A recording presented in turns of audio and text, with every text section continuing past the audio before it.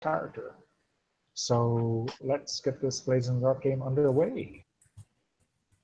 Who wants to go first? I can go first. All right, so my character is a slide. His name is Deacon Fairchild. He goes by Alias. So his look, you can sort of picture like an Alexander Skarsgård circa True Blood. So he's pale, tall, athletic, dressed really well. So his background is noble. So he comes from a noble family. It's one of those classic kind of black sheep of the family. Doesn't care about following, the practices of nobility. His favorite activity is just to spend his family's money as much as possible. Shopping, partying, prostitutes, drugs, all sorts of things. He's sort of, he's by day he's very suave and uses the sort of, personal skills that he's learned from being raised a noble. But at night he's, part of a thieves gang, and he's swindling people, and he's, visiting brothels and having a good time. So I think I want to tie it into our tavern owner's side hustle, in that he stumbled upon this group by coming out to fight. He's not a fighter, but just like had nothing better to do, and came to that part of town to cause trouble and to spend money. He was betting on a couple fights, and was drinking and got coaxed into getting into the ring himself, and then came upon you guys by accident. So his special abilities, he can detect when people are lying. It's called like looking into a mirror. And then his other ability is trust me. So when he's had an intimate relationship with someone, he gets plus 1d versus the target. Nice.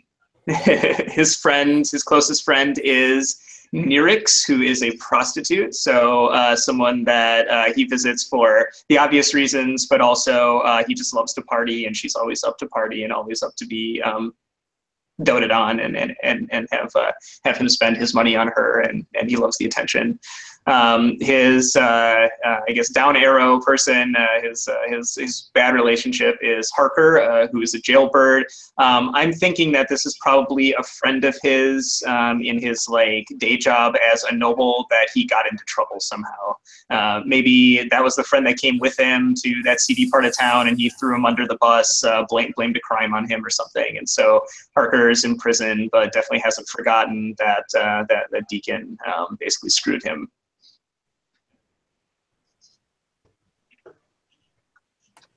All right, and I can go next if that's what we're doing.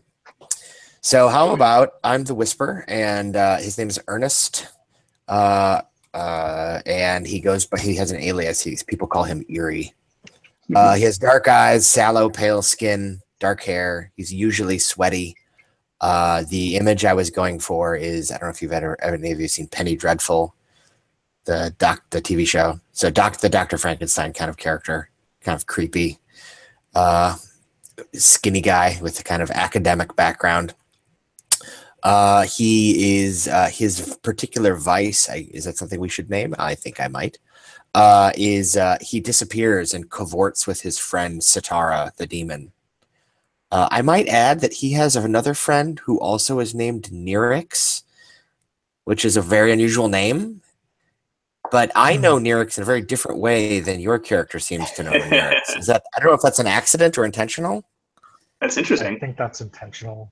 Okay, Yeah, shall I reveal how I know Nirix, or is that something that's supposed to come out and play? What do you think?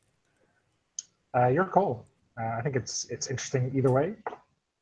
All right, well, I'll go ahead and name it, because I know Nirix as a ghost that's possessing somebody's body. Ooh, nice. I dig it.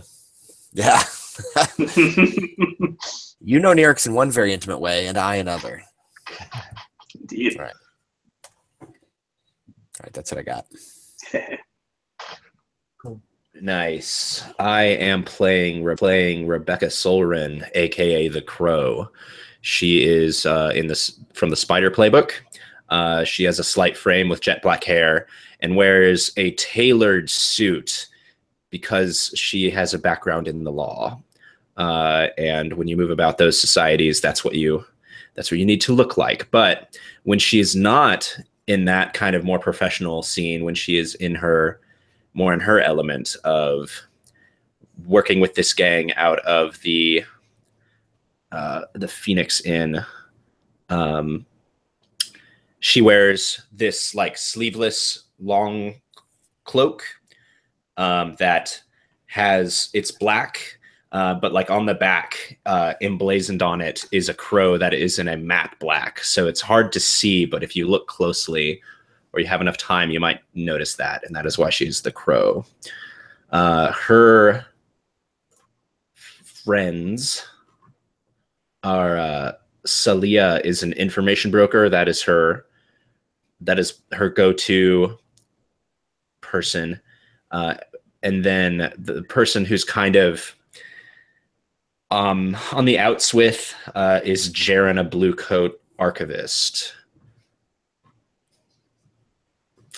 And that's what I've got for Rebecca. Okay, awesome. Hi, I'm Lloyd. I'm a lurk this time, and I'll be playing Cynthia Amathello, also goes by the name of Synth. She has dirty blonde hair, sad eyes, wears fairly tight leathers, and has a very chatty laugh. She's a military brat. Her father grew up as a general. However, recently he's been getting more and more ill, and most of her time she spends taking care of him when she isn't riding with this crazy group of ne'er-do-wells doing crazy missions across the city. The reason why she got into this was because of a former lover known as Rosalind Kellis, who was a nobleman. He runs his own tiny little blades known as the Tempest, and they do a fairly few missions. She met him, he wooed her. She kind of thought she was in love because she was young and stupid. She thought she'd join the crew, and then they left her to be caught when the mission went bad. She somehow found a way out of that because she was super resourceful. And when she did, she swore if she ever saw him again, she'd give him a piece of her mind and maybe a blade in the back. Depends on how she feels in the time. One of her closest friends is Frack, a locksmith, who's she just recently met, who's trying to teach her how to tinker with locks and figure out how that kind of stuff works, because that's new to her. Being stealthy, not being seen, that's something she picked up as a child. Machinery working, that's new. She's not quite sure what she's doing. She's just sort of throwing herself in there and hoping she understands it. Awesome. So let's talk about your crew of shadows then, or maybe let's talk about how you all got together, maybe how you met, how you decided to start off this joint enterprise. I think that this gang, this outfit, has been around longer than we have, and we were initiated at different times, but we are the chief members of it now. I think the name of the gang is Fulcrum, and I think it's just word on the street. If you need something moved, you got to have a fulcrum. That's the phrase. So for me specifically, I think I got in a bit of trouble. I was defending the wrong kinds of people in the legal society, and it wasn't going well. And they kind of put the screws on me, or they were trying to. And then Fulcrum intervened and kind of brought me into the fold. And ever since, I've been grateful and have been working with them. Can I edit that slightly? Is it possible, or is it already set in stone now? Yeah, it's up for whatever. I like the idea that we're a group called Fulcrum, who were kind of always been around, but I feel like Fulcrum itself hasn't been seen for a while, and we've sort of adopted the name because it comes with that whole idea. So we were like, well, no one's been said it to be Fulcrum for a while, so we're now Fulcrum. Just don't tell anyone there's a difference. And my idea of how I got into it is basically I was in the bar having a drink with my friend Drake, and then he went, listen, you need a crew. I went, who's gonna hire some random doe-eyed girl like me? Someone got thrown out the window, they hit the ground, they weren't waking up. They looked at me and went, anyone know how to break into buildings? I went, I do! And that's how I came to it. I can imagine Ernest joining later, right?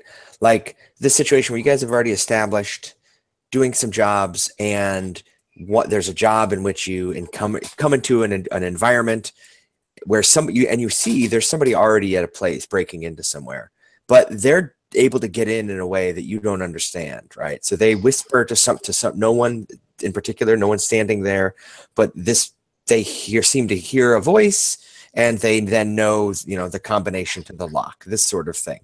And it occurs to you that might be useful. Furthermore, later on when you're fleeing from a cop, this guy turns around and unleashes a bolt of lightning at the guy. And you're like, that's useful to have around. And you end up, we both end up fleeing the police at the same time. And chat, and it's in Ernie's interest because this gives him the resources he needs to keep doing his strange research.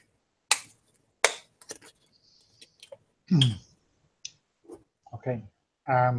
Let's ask one final question about the crew. What is the Fulcrum's reputation? When people talk about you guys, what do they say? I'm picturing the real Fulcrum as being this very professional, very precise, responsible group. People pay top dollar to get, they don't engage in a lot of bloodshed. Everything is very quiet. They know what they're doing. I think the fake Fulcrum that we're impersonating is probably a little bit more chaotic. So we say like daring or ambitious or something like that. I think the reputation is still that of the old Fulcrum, just because we've managed to keep it quiet enough, like our missteps, that like they still think that's what's going on. And I think it's probably a real big mystery of like that we like probably talk about among ourselves, or maybe we never talk about it. We're like, what happened to the original Fulcrum? Like, are they still out there? Are they going to kill us one day for like taking their name? Or did they all get killed by somebody? And if that somebody who killed them thinks that we're Fulcrum, then they'll kill us. Like, it might be an unspoken thing, or it might be something that we like routinely like ruminate about. I don't know. What do you guys think? Yeah, or Fulcrum is a label that a gang of thieves takes up when they want to get to that next level. It's more of an idea. It's more of a concept. Yeah, absolutely. I think it could go with a missing group that might be on our tail for impersonating them, or it could be that. This is something that many gangs have taken up the name for, and we're just the latest one. I feel like we should definitely go for You're not the real Dread Pirate Robert either. Yeah, that's right. That was the previous one. That's what I was going to say. That's right. We're the Dread Pirate Roberts. Or maybe we're like a franchise, is what you're saying. Yeah. Okay, cool. It exists in other cities, that sort of thing. We're Fulcrum East. I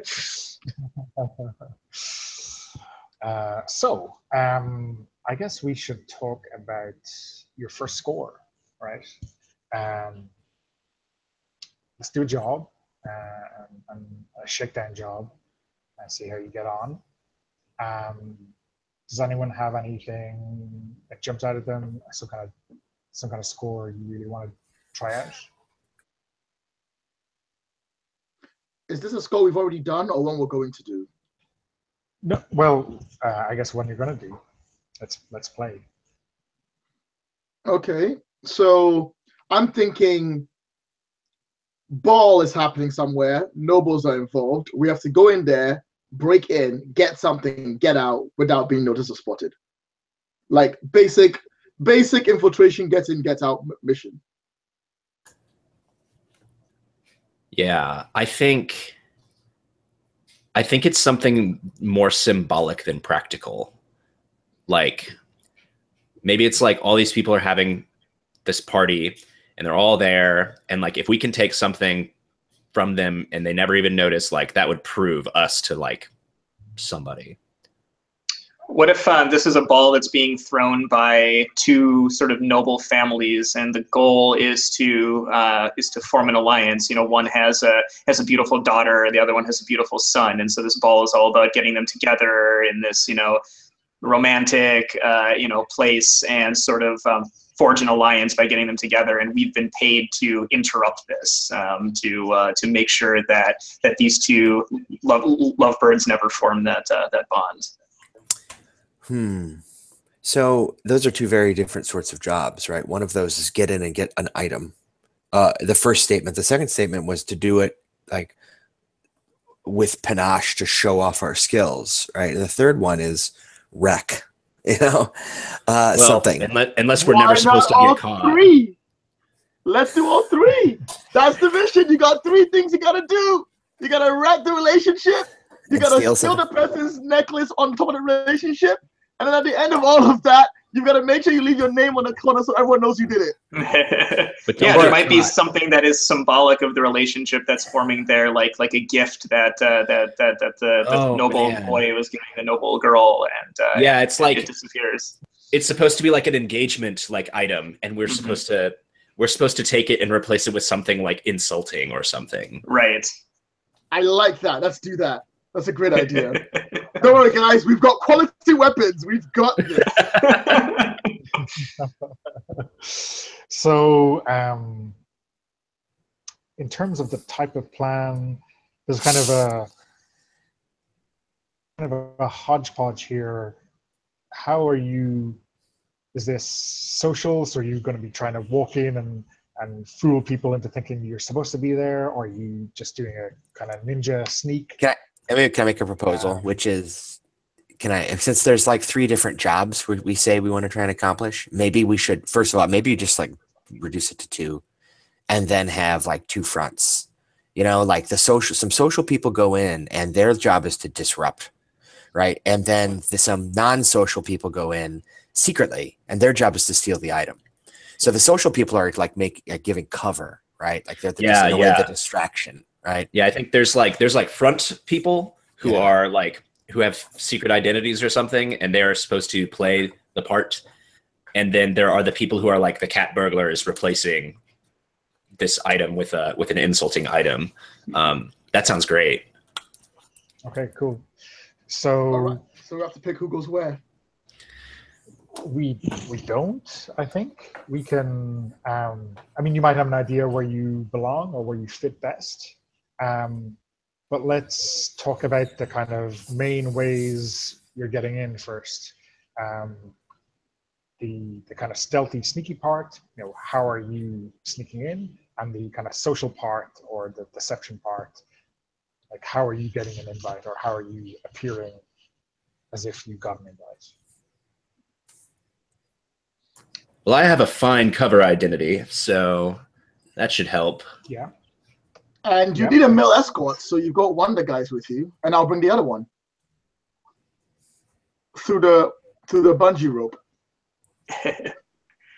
Since my family is noble, it's possible that I simply got an invitation. This is the event of the town, or we could do some sort of sort of flashback type thing where I convinced one of the attendees to be elsewhere for some reason and basically impersonating him. So you may be like a distant relation of one of the families. Yeah. Okay. And then in terms of the sneaking in, I can imagine Ernest being involved, and don't we have a lurk? Yeah. Hey, Ernest, you wanna come with me? I mean, I've got a great way to get in. Oh, okay, you're the lurk. Okay, cool. Yes. Yeah, that's clearly. I don't think I'd want to be spending any time in polite company, frankly. We also have underground maps. Yeah, you got underground maps and passkeys and ghost tours and things. And now, the ghost tours. Yeah, but we're still. By the way, we're still going in by bungee. Because I'll ask my friend the demon to help me out. Wait, what? Hold on. This is not a demon bungee rope. This is a normal bungee rope. Let's not go too overboard. That's where Lloyd draws the line. Demon bungee ropes. Stop right there. Stop right there. There is no outcome that would be decent if a demon bungee rope. Fair enough. Okay. So, this is all the planning we do in Blades in the Dark. You have what your type of plan is, and here we have, I would say unusual, but it happens maybe 1 in 4 or 1 in 5 kind of missions. You have like 2 plans working together, and we have our kind of point of entry on both of those plans, and then we roll an engagement roll to see what level of shit we're going to be in when the action kicks off.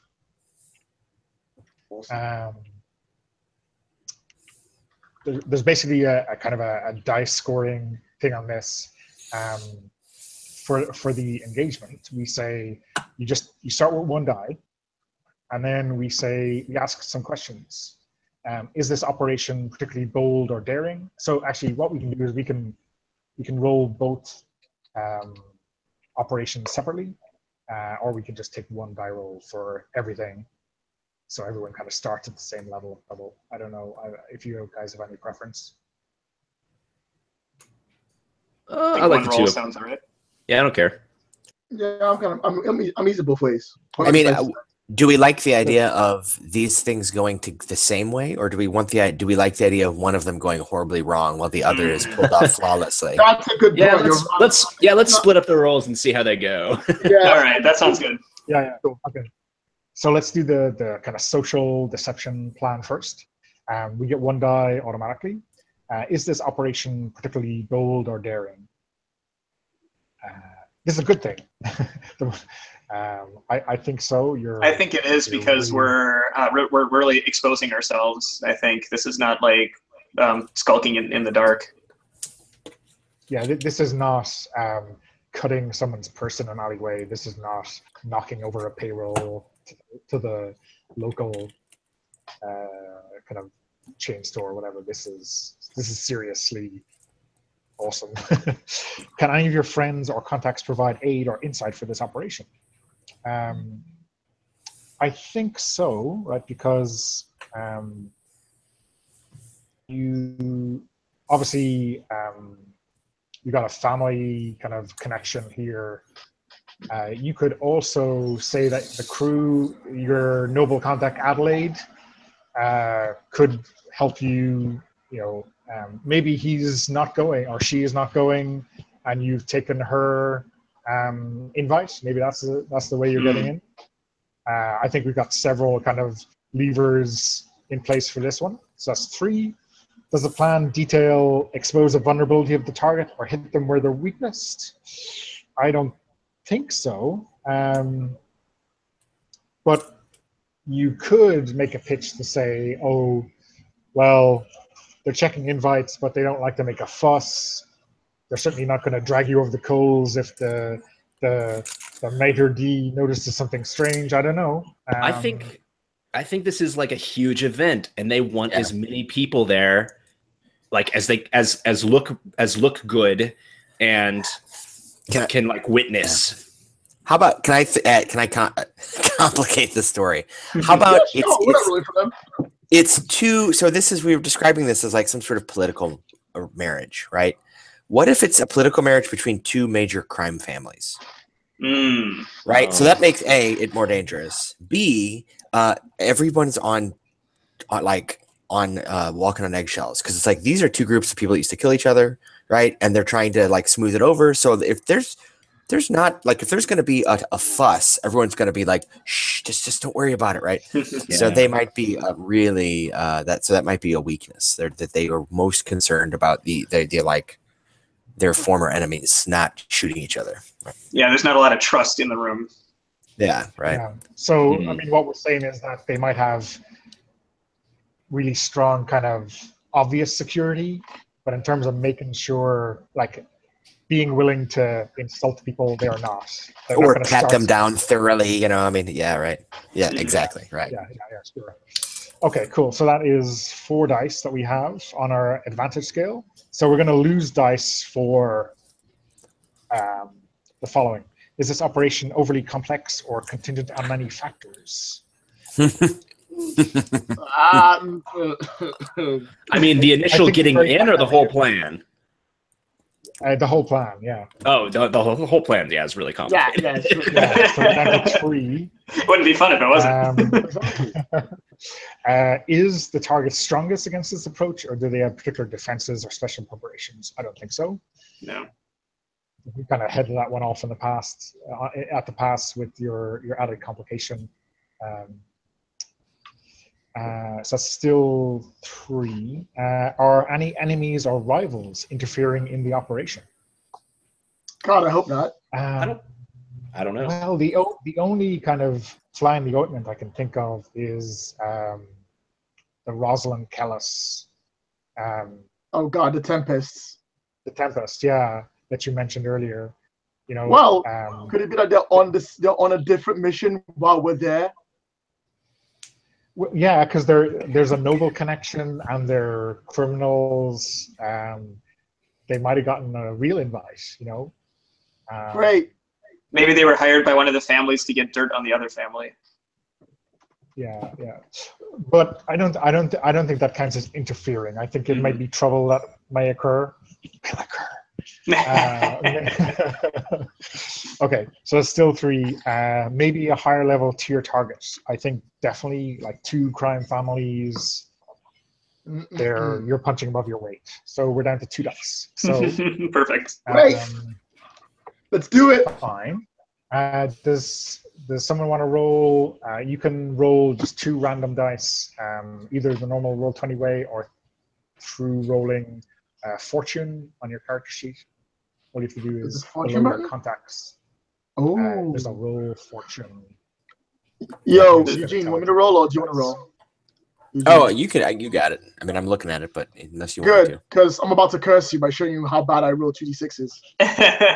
to. Curse away. Wait a minute. I thought the front of the house people were rolling right now. Are we rolling for them? This is well. It doesn't really matter who rolls. I just want to be able to blame someone, right? Okay. This is for the front half of the house mission, so to speak. Yeah. Oh, okay. Because yeah, you guys roll. I thought rolling for both of us. Like, All right, I'll roll fortune on the crew sheet. There's a button there for that too. Yeah. And I'll roll 2 dice. All right. I don't think I need to do any notes, right? No, there's no notes necessary. Okay. Oh. Ooh, nice roll. That's not good. Where did that even show up? So, At the bottom of the sheet. On In the chat. Yeah. Yeah. Oh, in the chat. Okay, got it.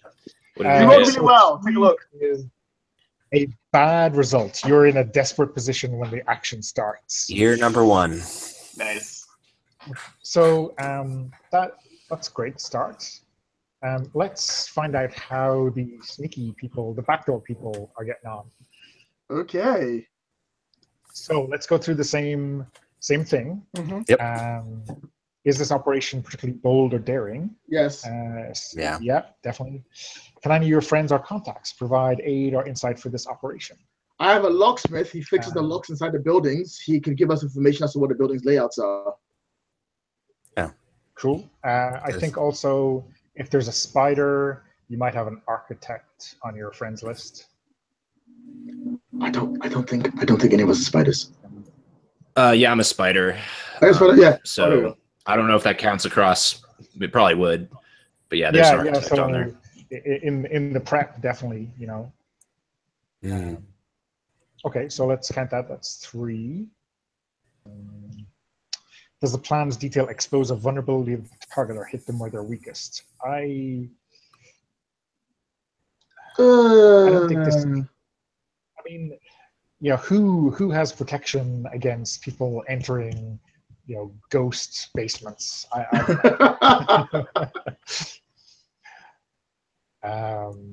Okay, so 4, and then is this operation overly complex or contingent on many factors? I think you're kind of doing all this on your own steam. Pretty much, yeah. Is this target strongest against this approach or have particular defenses? I don't think so, but this is kind of attacking the physical security. You know, you're going to have to appear at some stage out of the basement. Right. True. Well, the plan is not to go to the basement. It's to bungee in from the roof like a Okay, building yeah. higher, come in. Because you can't enter the same way you leave, because if you get caught entering, the other guys can't leave from that exit. So we're bungeeing from the top, from another building, down into the roof, onto the roof, coming into the window, and then working our way down the bottom. Okay.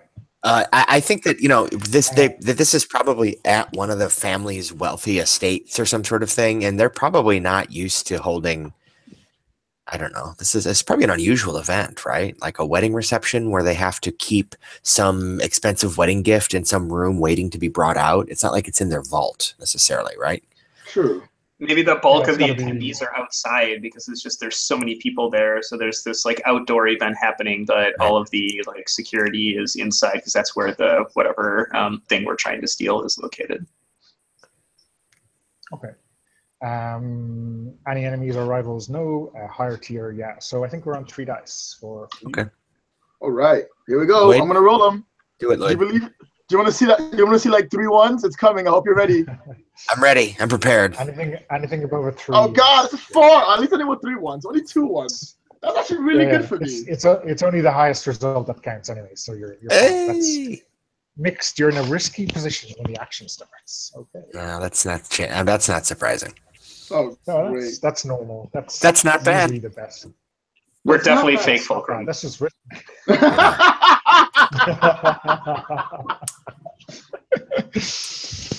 Oh, nice. Okay, so let's start with the sneaky sneaks.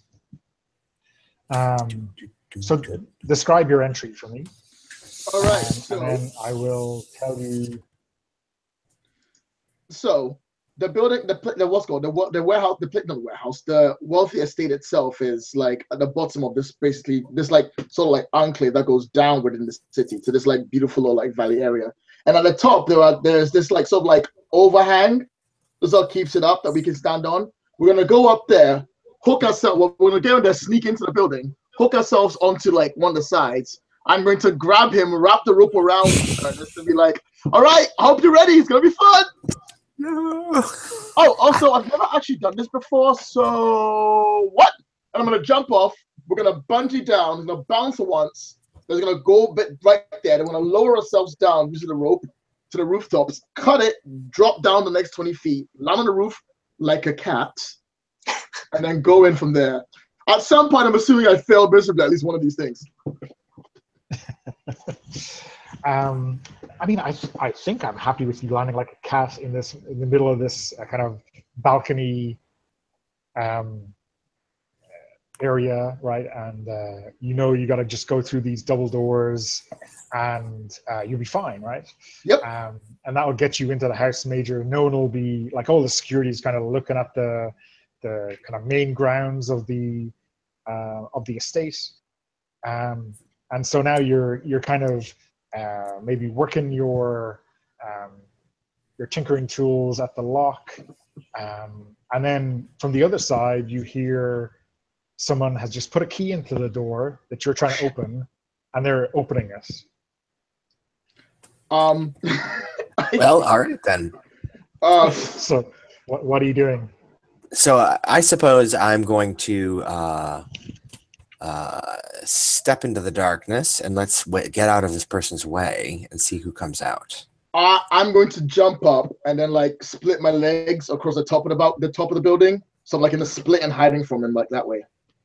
Okay. I might, and while I'm in the darkness, So- I will be whispering an attunement. I will be reaching my mind out to the ghost field, summoning a ghost to appear nearby, in case I need to Okay. scare the living daylights out of whoever comes through the door. Okay. But is your first priority hiding? Hide. Yep, hide. So if you open your character sheets, Mhm. all Prowl. you need to do to make a roll, is click on the action rating, the skill that you're going to do, which in this case is prowl. Are we You click rolling on the word. separately, or are we taking a group action? Yeah, so this is my question. You can either, one of you can lead a group action, you can take you can all roll and basically take the best result for both of you. Doesn't that or you seem can do it wise? separately. Yeah. Let's do it. Let's do it. both I'll roll lead. and then we'll take the best result. Okay. Okay. Okay, so both you click on prowl. The position you're in is risky, so that's the default position, and then The effect. Effect I think is standard. No bonus dice. No bonus dice. The other thing you could, the other thing you can do is you can spend stress. You can spend 2 stress to give yourself an extra die. Too late. Okay, Nice you rolled roll. 6, right? I did. So nobody rolled. Their highest result was a 3, so nobody takes any stress, and you get the 6, which is brilliant, right? That's a good result. On a Melt into risky the result, darkness. a 6 gets you everything you want, and nothing bad happens in terms of bad outcomes, whatever. Okay, so you kind of melt back into the shadows, and you do your crazy athletic kind of splits over the top of the door. The door opens, and this kind of young man dressed in kind of a resplendent suit. He's holding some kind of top hat in his hand, and he's kind of weeping uncontrollably. He looks like he's just had a stern telling to by his mother or father. This is the guy who's getting married or getting betrothed at this party.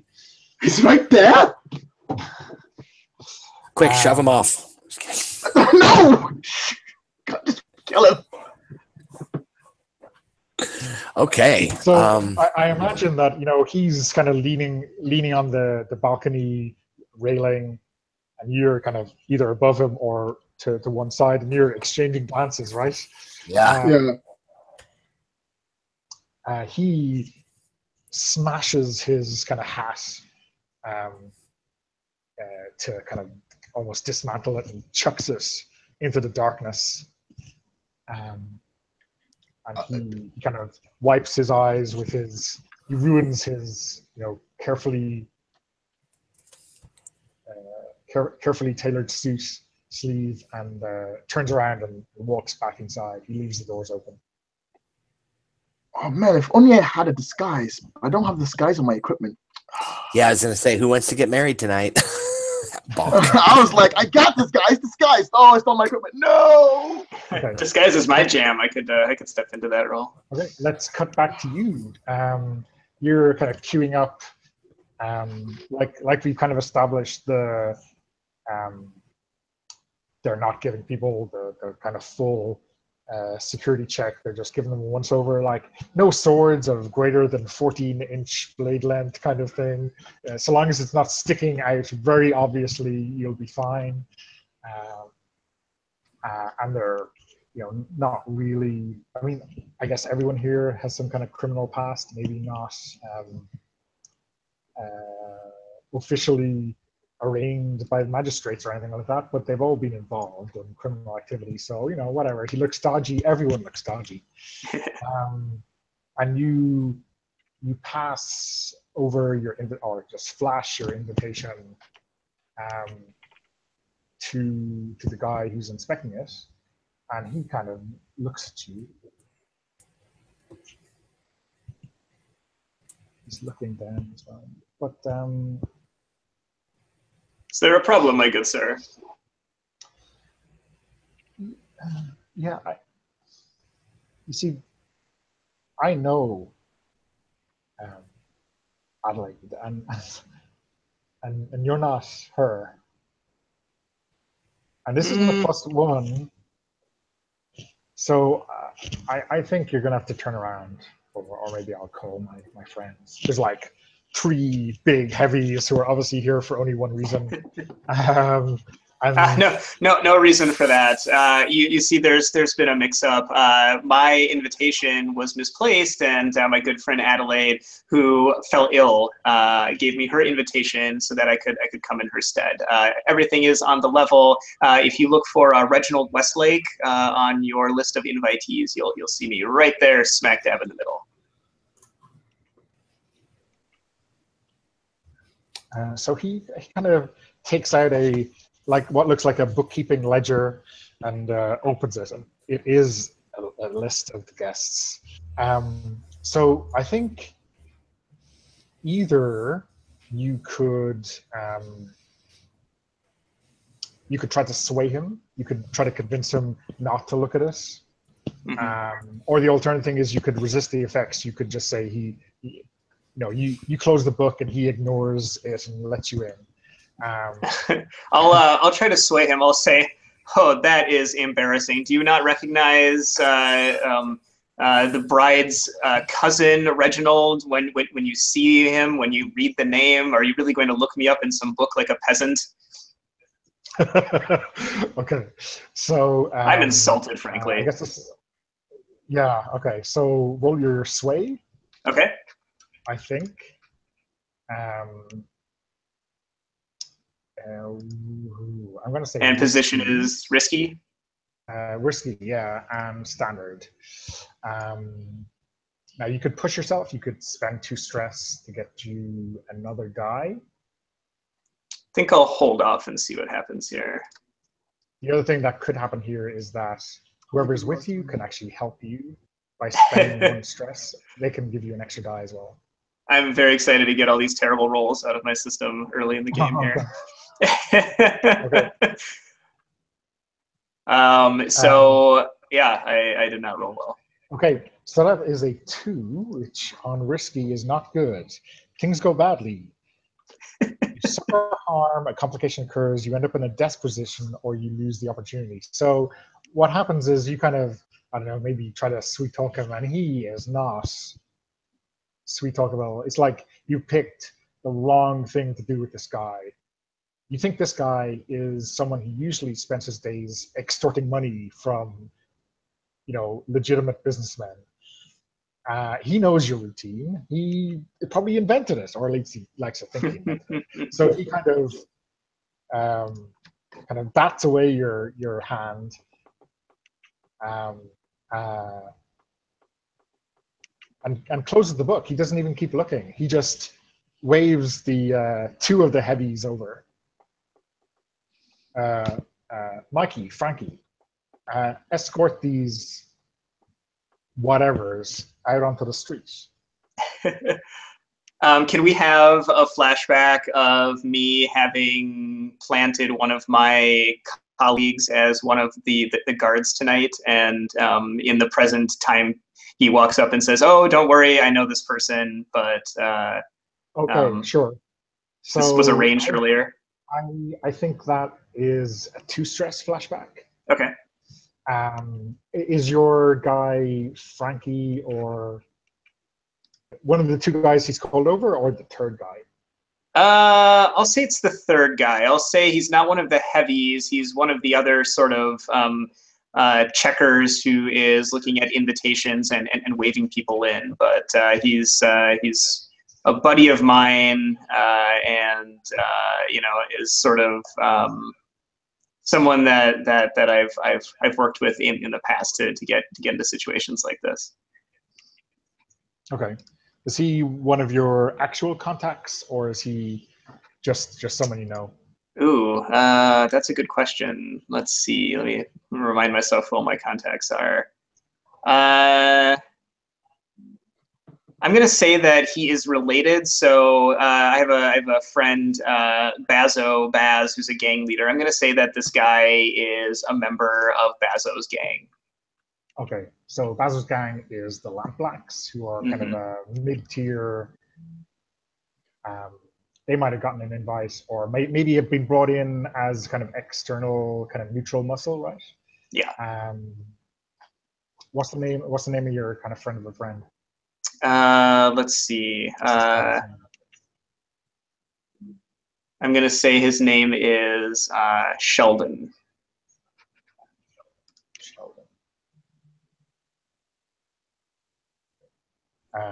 So what we're going to do in this case is basically have you roll kind of consort, or maybe sway again if you want. Okay. To kind of convince this guy through your friend that here. So it's still risky. So no, this is desperate. Oh, desperate. Great. Yeah. But it's desperate and still standard effect. And then because Again, this is 2 stress, so I'm adding 2 dice. so you spent 2 stress to kind of get the flashback. Oh, got it. And then you also have an option of spending 2 stress to get an extra roll, to get an extra die, and actually someone else can help you out to give you an extra die. Or you can actually, I wouldn't have really come up with it. You have an option of, instead of spending 2 stress to get an extra die, you can actually accept the devil's bargain. But I think we're in dangerous enough territory without having an additional curveball thrown at us. Yeah, I think I'll just roll it and see what happens here. I'm feeling good. All right, here we go. Okay, so that is a Nice. 4 on desperate. Okay, so you do it, but there is a consequence. And what I'm going to say, so Sheldon kind of comes across and say, "Boss, I know this guy. He's he should be here. And the maitre d' kind of looks at him and says, "Well, do you vouch for him?" And kind of Sheldon knows what that means, but says, "Yeah, anyway." Because this is the only way you're getting in, right? Yeah, I give Sheldon a look like yes. And then as you get kind of shown in, and you get your first glasses of champagne or whatever, you see the maitre d' kind of talk to someone else and say, like, keep an eye on those guys. I don't trust them. So I won't say it's a bit of heat, but because that's blue coats and the law, but this guy, he's let you in, but he's not sure he should have, right? I've raised some suspicions. You've raised some suspicions, right? Okay, so let's go back to the backdoor crew, the balcony crew, we should call them. All right. What is your plan now? All right, Dennis. So are we going to do, so what do you think, Lloyd? Are we going to do some like, do we have a map? Did that architect get us a map of the place? Yep. Our plan, Ernest, is to get in here, find out where it is he keeps the ring, and then figure out if we can swap it over. That's our job. Right. But we don't know whether he keeps it on him, if he hides it somewhere else. We need to figure that out. So our first priority, find a place they would store it, search it. If we can find it and swap it, we're good. And the other guys will keep everyone distracted from us. If we can't find it, we'll work it out from there. But their job is to keep everyone else distracted so we can find a ring.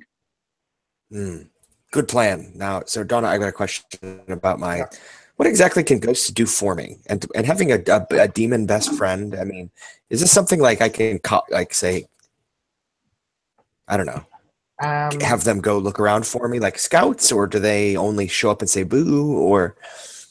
Well, you could, I mean, I think you could definitely have a ghost scout for you, right? I think they only really are visible by people if they're making themselves seen, or if that person is like tuning to see them. So you can definitely have a ghost scout for you. Having Sitara scout for you, I don't know. Tell me, does Sitara have like a physical embodiment? Is she kind of ghostly herself? Is this whatever? I think. How about this? Works best? How about this? So Sitara when she appears in the plane or whatever, it looks like swirling smoke. Unless, I mean, if she chooses to be visible, she can be invisible as a presence, or she appears as swirling smoke. Unless I feed her blood, then she can look like a mortal. Right. So if I wanted her to have like a corporeal presence, I'd have to feed her blood. Around or moves around, she's largely invisible, like a shadow. Okay. Cool. And how much blood? Enough that's why I usually look pale and sickly. I gotta like slash my hand and drip it into a ritual dish or something like this. There's a bit where I go, we could just scout. You don't have to kill your. You know what? Don't worry about it. Just come on. Now this is a good time. What are you talking about? I don't. I hate traveling with you sometimes. What? So I guess you can, whichever you prefer. I think to summon either Satara or a ghost will require an attune roll. This is in some cases to just get them here in time, but also in terms of quality.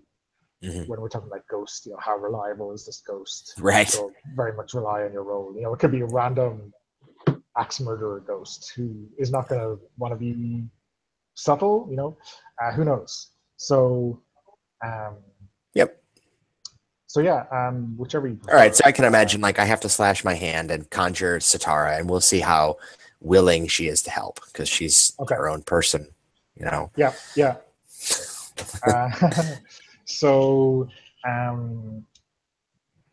it's the problem with we're cavorting with demons, So I think what this will be is an attune roll. It'll be risky because it's demonology. What could possibly go wrong? Right. And standard. I think though, like what you said, you're cutting your wrist, you're dripping a significant amount of blood into a jar or a bowl or something. That was going to be me spending stress. Is that? How do you feel?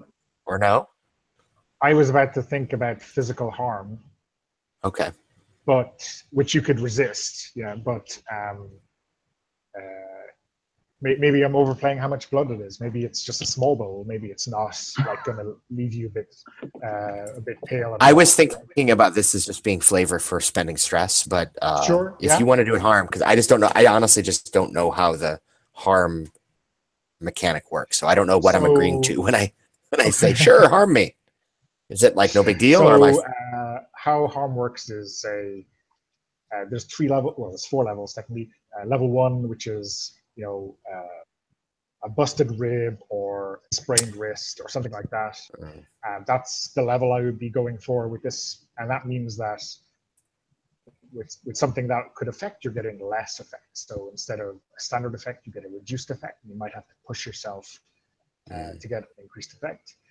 Level 2 is a blade in the side, or a bit of. And that's -1 die. That's -1 die. Yeah. And level 3 is need help. So you need help to do anything. Level 4 is dead. Yeah. The other thing you can do is anytime I say something, stabbed, take 2 harm, or this person spots you and yells an alarm, you can always just resist that. You can say, no, that's not happening. And you're going to basically resist that by taking stress and just say that doesn't happen. Or the effect is reduced significantly. Well, I was really just planning on invoking the special ability Compel, which just is an attune. Yeah.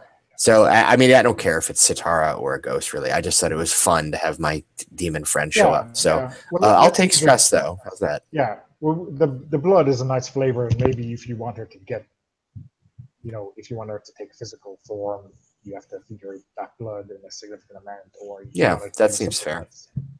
So you can do that kind of thing. Okay. All right. So the position is risky. Standard effect. Yep. And since I'm spending stress, I get 1 bonus die, right? You get 1 bonus die, yeah.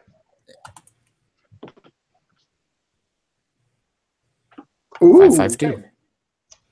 So 5s is pretty good. You do it, but there's a consequence. Let us say that you cut yourself and the blood goes into your kind of small earthenware cup almost on the table in the room that you're doing the summoning, and Satara's kind of shadowy, kind of, I don't know, like Jinn tornado kind of form appears in front of you. And the kind of unsettling aspect of that kind of tornado kind of jars the cup, and a small drop of your blood like trickles down and lands on the carpet. Mm. She consumes the rest of the blood as part of the summoning ritual, but there's a small drop that's been left behind. You can't see it. Oh, I don't notice. You don't notice, yeah. Nice. Okay. But it's something kind of, I guess, for a whisperer or a witch or something like that, leaving some blood behind is Dangerous. a big no-no. Yeah. Okay, good. I like that. And then I'll command our request. I only request with Sitara, not command, that she help us find this item. So what's Sitara's personality like when you're... Oh, she's very personable when I feed her blood. But we have, so she sees herself, I don't know, let's say she sees herself as kind of a succubus type. And so she's, prefers to be in control, but will, begrudgingly help do things for me if I ask kindly and agree to whatever, pay her price. Okay. I was wondering if I was going to get invited to this little soiree. Well, here we are. You're my +1. Honored. Sorry, Lloyd. Cynthia's like, really? Hi, Sitara. So you want me to retrieve this little trinket? Retrieve would be fantastic. At the very least, find out where it is in this building. Can I have my wicked way with either of the betrothed? If that's something that you would find entertaining after we leave. I glance over to Cynthia, and I'm like,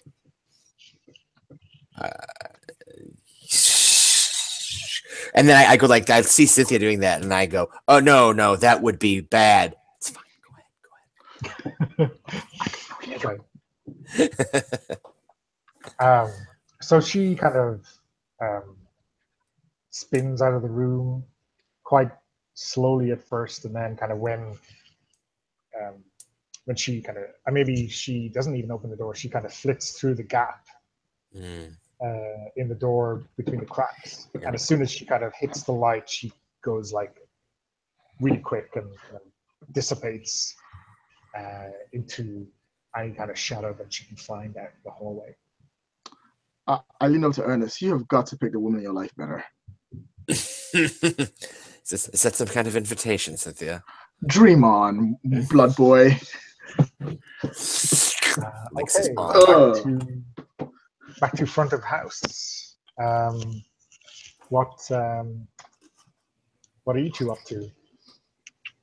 I think it makes sense for us to try to blend in a little bit at first, mingle, get some beverages, and just kind of talk up the crowd a little bit. Yeah. So I think I'll saunter in with my champagne flute, and I'll find the first attractive woman, and I'll just start to talk her up. Flattery, all those good things. How about Rebecca, David? What's she up to?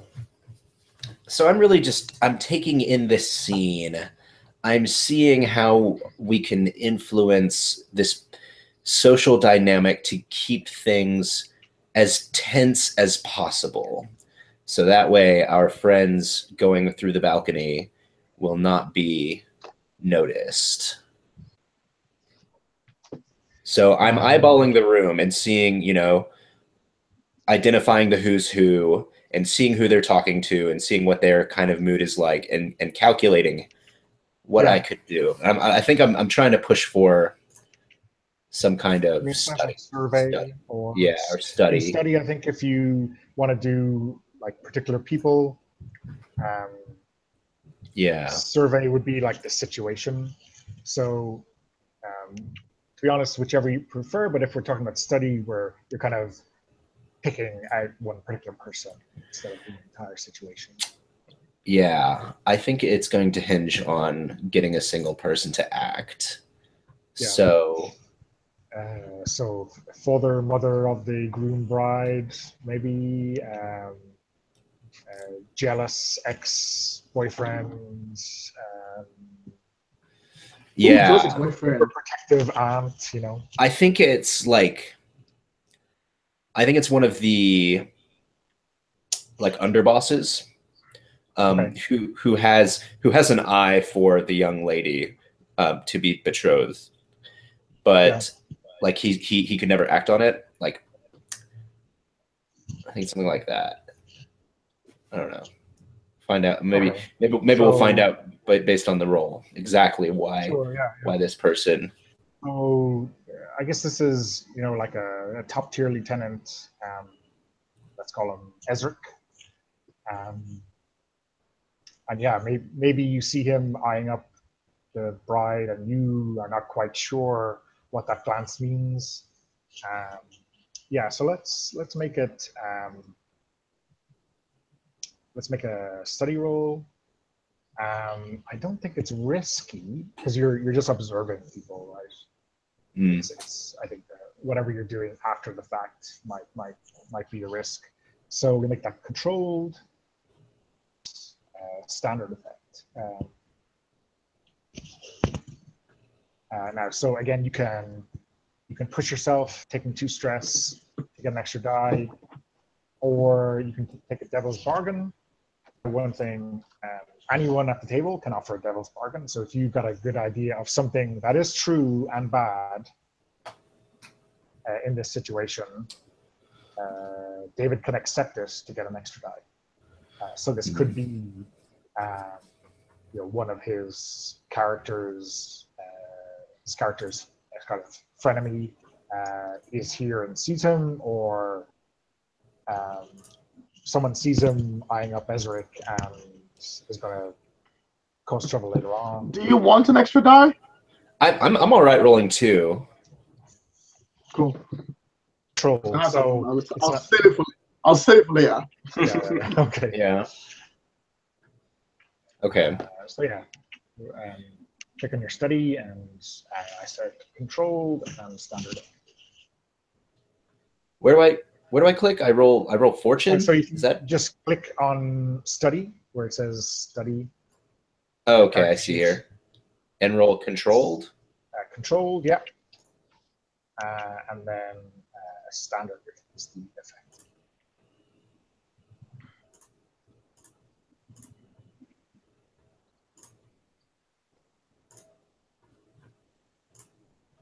Nice. Nice. So I think, how about you tell me what you see? So I see him doing this. I see him observing the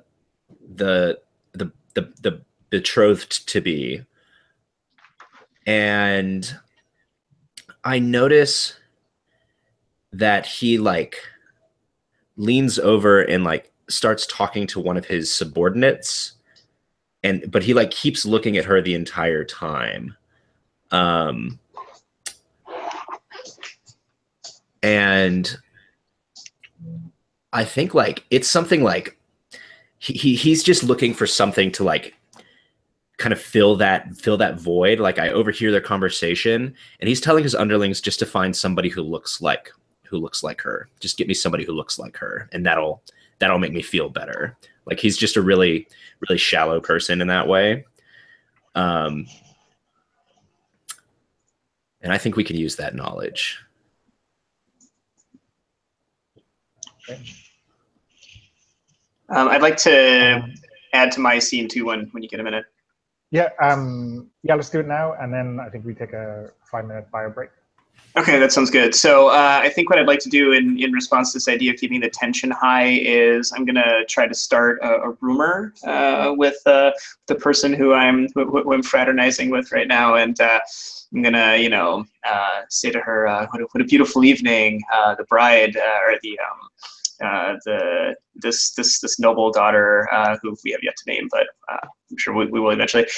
Isn't she looking beautiful? Isn't it interesting when you look at the dress she's wearing? It seems unusually tight around the midsection. You would think that she would have the top fashion and tailors available, but just strange. Okay. Dropping everyone in trouble, huh?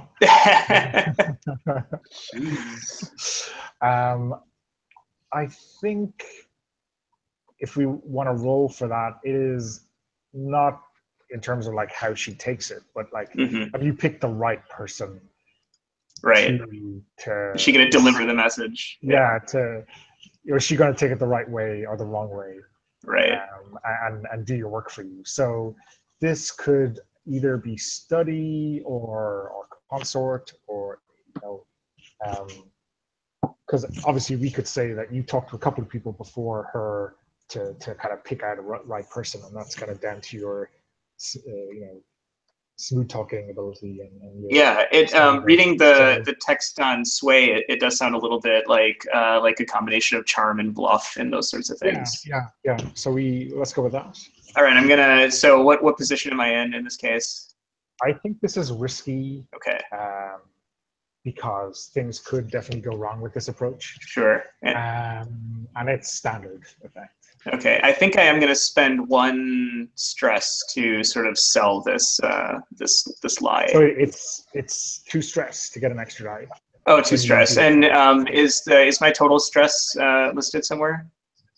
Yeah. So on your character sheet, just below your kind of name, look, heritage, vice, there's a stress track. Oh, I see. And basically, there's 9 here.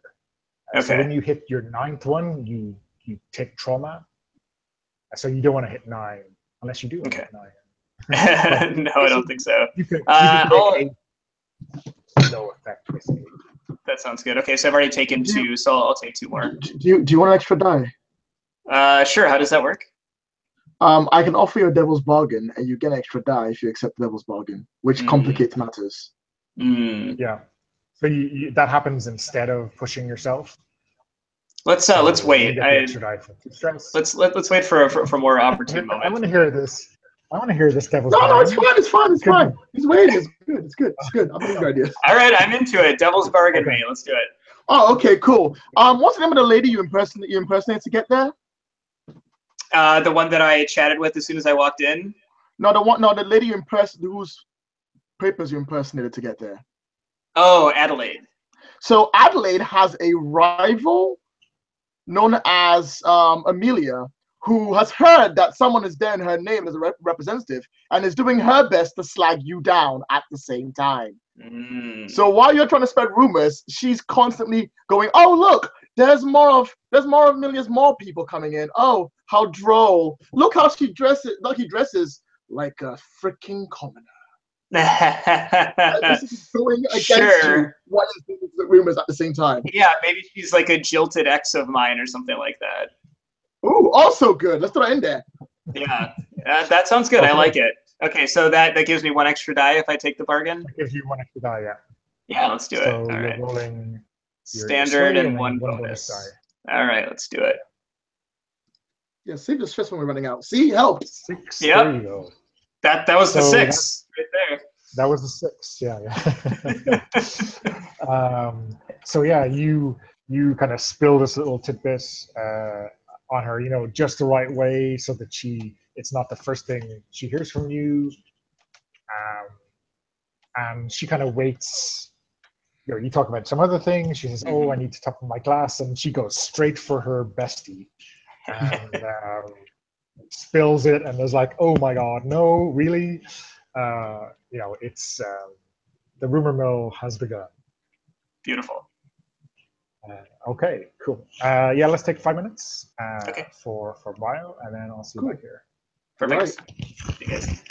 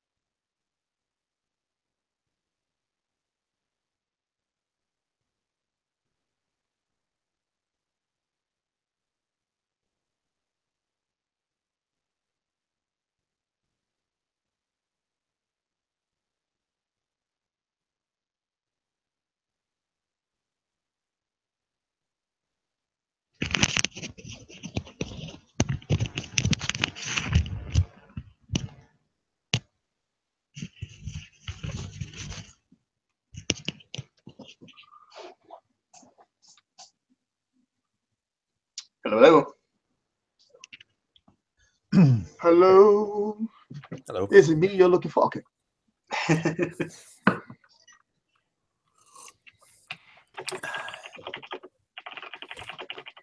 So, the rumor mongering has started. Satara is searching the halls while you two hide out in this little off the balcony, and you guys are cavorting, socializing. I'm just double checking the plan. So we Sorry. find a ring, we swap the ring, and then you two at the bottom doing the social thing. You make sure the couple get together, have a fight, and then you blow it up. Mm-hmm. Are we down? Okay, good. I want to make sure I got the plan right, so I'm not messing up somewhere.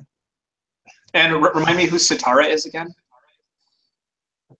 Satara is your Ernest's blood friend. ghost demon. Right. Okay, got it. Sorry. Let's wait for it.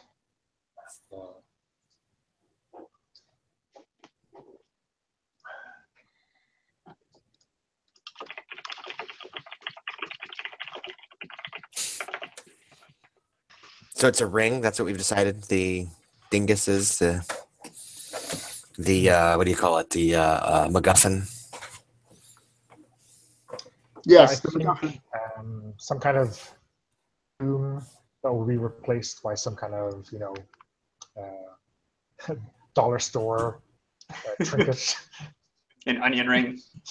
Yeah, a novelty one because you put on and like a buzzer ring, you know. Yeah. Nice. Oh, the scandal. That's right. And the funny thing is that the people who paid us are clearly some third gang that just want to reincite a gang war between these two. I don't know. It could be the Lamplax. Baz or Baz may be the mastermind pulling strings, right? Could be.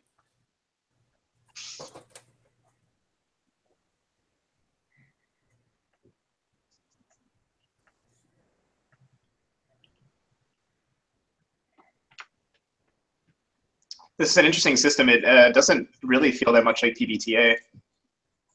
No, in fact, I think it's quite far from it, but it's got the idea behind it. Yeah. Yeah, that's true. It has in terms inspiration. of, For sure. kind of fictional positioning, do it kind of thing is there. There's no moves to speak of, really. Yeah, Well, the There's certainly 2d6 is different. that's true. It Maybe feels a little no crunchier. moves. Yeah, there's certainly when you get into the kind of effect, like, so sometimes when you're judging effect, you say, oh well, these guys are tier 2 and you're tier 0, and that means that no matter what you do, you're always going to be hitting like kind of a lesser reduced effect. Mm-hmm. Unless you push yourself to get over that, or you kind of arrange the fiction to make up for it. But yeah, it's kind of crunchy because you've got skills list, and the moves kind of just either happen or they change the mechanics slightly in your favor. They're not moves from a typical PBTA playbook. Mm-hmm. So yeah, okay, cool. Head out.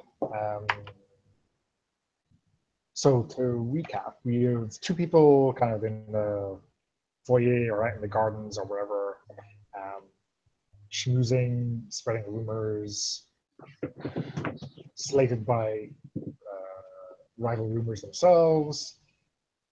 There's room off the balcony. The other two guys are hiding out, waiting to hear back from Satara. I'm kind of inclined to go with the Satara.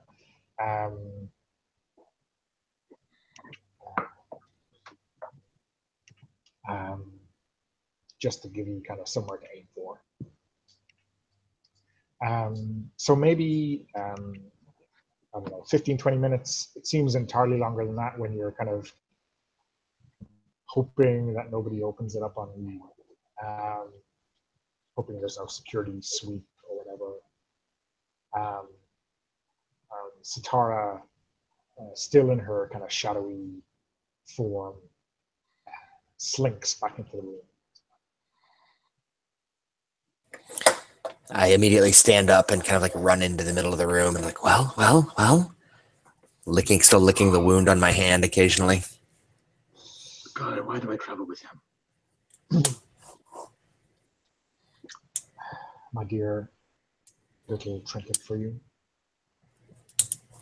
What does she have? Does she have something for me?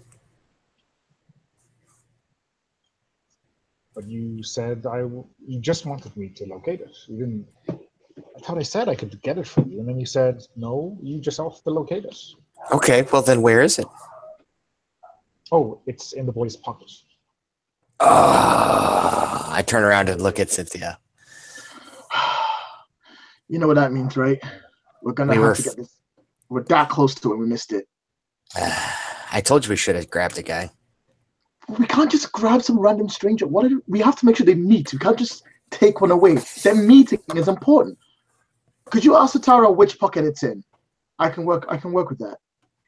I turn to Sitara and say, well, which pocket is it in? Do you know? Surely you had a feel for this boy. Oh, I had a feel, all right. And I know she is in her incorporeal form, but you can still sense her licking her lips. Inside left, jacket pocket. Inside left, jacket pocket. Right. All right. I look over at him.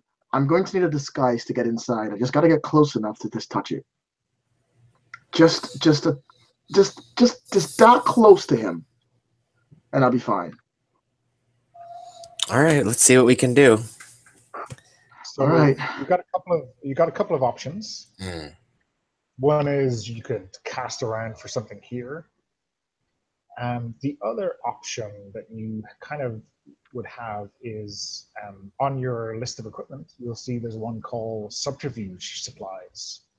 Oh, I don't have. I do have that. Yeah. So that's. You can decide that that's a thing you have. Description, you can decide that this is a thing you have. All right. I forgot to do where you start was you have to decide what your load is. So you pick whether you're going in light, normal, or heavy. So you tick the 3, 5, or 6 box. That's on the items you can. Okay. I guess I could go. We in the back could go normal, and then maybe the front group maybe lighter. I don't know. What do you guys think? I would think I'd go in light. Yeah, I'll go in normal. Yeah. Okay. So, I mean, it doesn't include clothes, theatrical makeup, selection of blank documents ready for a forger's hand, costume jewelry, a reversible cloak, and a distinctive hat, a forged badge of office. I think this gets you kind of right. Could be like something that makes you look like a waiter. It could be. I am going to be the waiter holding the plate on my hand with the glass there. Like, I hate doing this. How come I never get to be the noble? Everyone gets to be the noble. I'm never the noble. You're always the waitress. I'm always the waitress. You know what? I'm so tired of that. One day, they can get them sneaking by bungee rope. I'll be the noble. So, just a question. I have some equipment that I don't know what it is. So, just if you could give me a ballpark idea of what a spirit mask is. That sounds like, is that a disguise? Is it? No. So this is a tool. Exactly what it looks like is up to you. It could be like a kind of like a Florentine masquerade mask. It could be something more industrial. It helps you to see spirit things and to kind of operate in the spirit world really well. Interesting. And how about a lightning hook? Okay, so this is it's 2 slots, I think it is. So it's big. It's something you use to manipulate spirits. It kind of it's what the line bulls who work the trains might use. Yours might be a little bit more finesse, but it helps you, fight spirits, ghost demons, or probably not something I have with me right now. Okay. I mean, it's a weapon of intimidation against spirits as well. It means business. I know in in other games I've run, we've used it as kind of a handle with like a spirit coil coming out of it, so it doesn't look like a weapon. It's not a weapon against people physically, but People. if you hit someone with it, you could actually try to drag their ghost out of their body. Well, that's pretty fun. So we when you ask me what a spirit hook looks like, I say, well, what does a spirit hook look like? Fair enough. I was more interested in its yeah. burnt function, but yes, okay. Yeah, so it's Thank you. I mean, I won't ask about everything. There's like so many weird whispery things on here. I'm trying to figure out what role I can play. So if Cynthia is going as waitress to try to get close, I could try to again try to compel either whatever. Since I've been talking to Satara to help us. How about this? I will, just for fun, just because it's. I'll cut my other hand, take some more stress. And I'll say, here you go, Satara. Let me give you a little more corporeal form. And I'm going to ask her to try to tempt the boy into like a side room. Cool. So that it'll be easier for Cynthia to she'll be able to pick his pocket without being seen by everybody on the dance floor or something. So you kind of, squeeze blood back into this bowl, and she sups at it hungrily. And kind of as she drinks your blood, you kind of feel this strange sense over you, like kind of like a deja vu, or kind of a spiritual dizziness. You kind of feel like you're not all there. She's not just taking the physical essence out of you, she's taking some kind of core part of you, as kind of building her body out of the smoke, and kind of you're seeing her decide on a physical form, and she's kind of almost picking through your memory of people and picking one that maybe you wish she hadn't.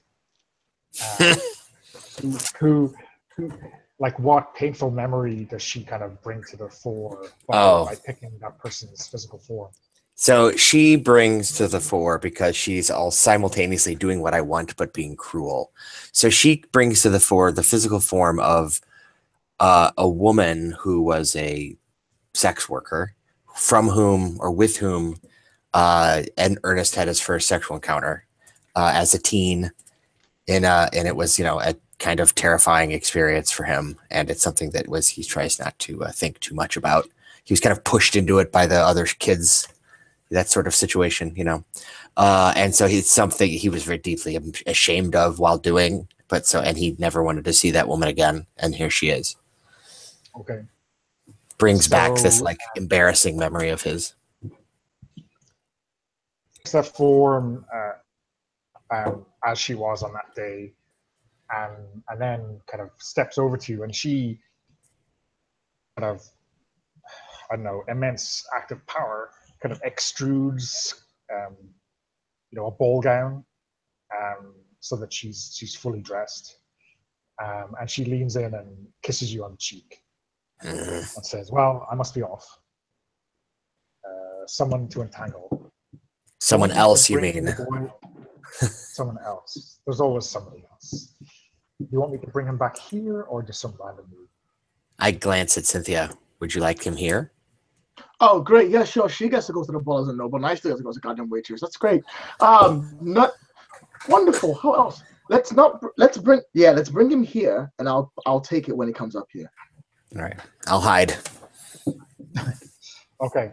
Back to front of house. Let me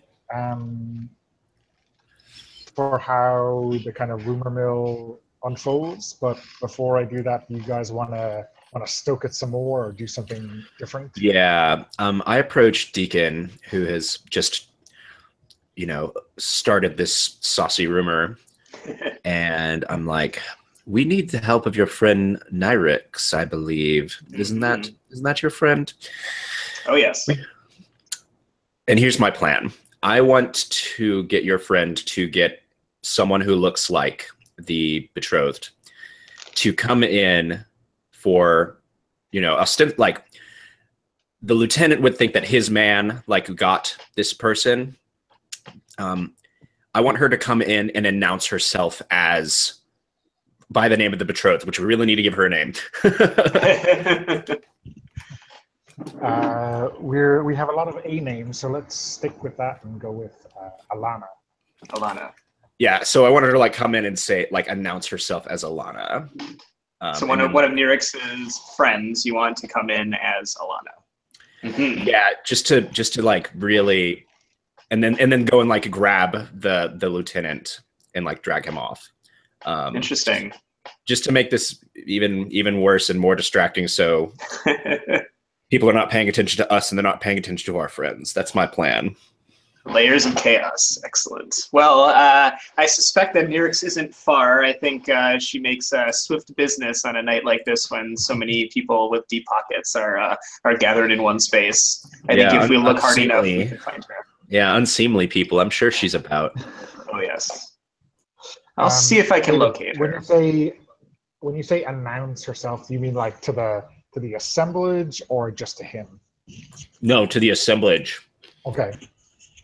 Because I guess I'm just seeing that's obviously going to have a huge effect in terms of uproar, but there may be a quarter of people who know her too well or know that she's in another part of the grounds. So there's a risk involved there. No, the point isn't like I don't expect anyone to believe that it's actually the person. I just want them all to see like the insult that this other the other family has insulted. Like there's the two families and one family has insulted the other by bringing a prostitute and naming them. Oh, okay. The other angle we could consider is instead of impersonating the bride to be, this person claims to be already betrothed to the groom to be. Whichever way. All right. Well, first things first. Let's see if I can find my good friend. Okay. So around, then I think it might be a flashback to say she has already brought somebody who is, passes for Alana. Mm-hmm. I think it's not crazy unforeseeable that you might want to do something like this. So let's call it one stress. Okay. And now let's make maybe I'm thinking a consort roll to have picked out somebody who, unless you don't really care, someone who looks enough like her to kind of have the desired effect. I think it's worth taking the one stress to make it a little bit more of a potent gamble. Well, I can give you one of these for free, so you don't have to pay stress, or I don't. Okay. Yeah, I can assist you without having to pay stress through my special ability foresight. Yeah. Oh, so I think it's just like that we kind of thought of this in advance, and like we're just waiting to see if we could implement it. Right. Yeah. Maybe we considered the possibility that we need to do some sort of temporary kidnapping or something, and so we have this person waiting in the wings, but now we have a new plan. Cool. Okay, great. So I'll roll a consort then, and then add an extra. Oops. I will add an extra die. Yeah. So you can both take the help from David, but you can also push yourself if you want to, if you're willing to take the 2 stress. I'll just take the 1 extra die for free, and then is the position still risky? It's definitely risky. Okay. Still a standard event. Still standard. Okay, and then I'll add the 1 bonus die, and let's see what we get. All right. Okay. Another 6. That's pretty good going so far. Yeah. So I'm on a hot streak. I guess you get somebody who, I guess, both looks like her to a fairly good degree of similarity, but also someone who's got the same kind of poise. Maybe she's studied her at this party already or at some other function previously. So I think actually, even though it's not what you're looking for, people who don't know her really well, believe it's her. Mm-hmm. Yeah. And I think like since we got a 6 and we kind of had this idea in advance, so there's a foresight element to it. Could we say like we had somebody who like knew the tailor who was making the dress and we had them make a duplicate? So she's even dressed like her. Like it's just like incredibly insulting. Yeah. Yeah. Yeah, absolutely. Yeah. Or, you know, if someone's mentioned this thing about her dress not fitting well, she might have changed it and you might have just nicked her old dress. Maybe we paid the tailor off to take in the bride's dress a little nick bit. too, right? Yeah, so, and that's probably, I don't know, maybe the light out here isn't fantastic. Certainly the natural light in this world is never fantastic. So yeah, I think you can probably say most people here think it's her. And then I guess they say her offer herself to this guy, what did I say his name was? Ezric, the lieutenant. And I don't know, do you think it's better that he believes that this is someone one of his goons has gotten for him, or that he believes that it's her? I think it'd be pretty fun if he believes it's her, at least temporarily. Sure, yeah. So she drags him, well, I mean, not drag him, he's not unwilling, upstairs and into a room. Eyes, though, are caught by this other lady who showed up. There's, with your experience, I'm not sure if you've met Satara before. What do you reckon, guys? I reckon we've all had some meetings with Satara. If he's like, you know, Ernest's main squeeze, Ernest's main ghost squeeze. So yeah, we've all had run-ins with Satara one way or the other. Yeah. Yeah. So I mean, he definitely is focused on her. So yeah. So I think when you see her walk down, it's like, who's this? And there's something about her, and then you realize in your gut somehow, like, it's not an intellectual understanding, that this is Satara. This is like a demon given form walking down the kind of arcing staircase down towards the groom to be.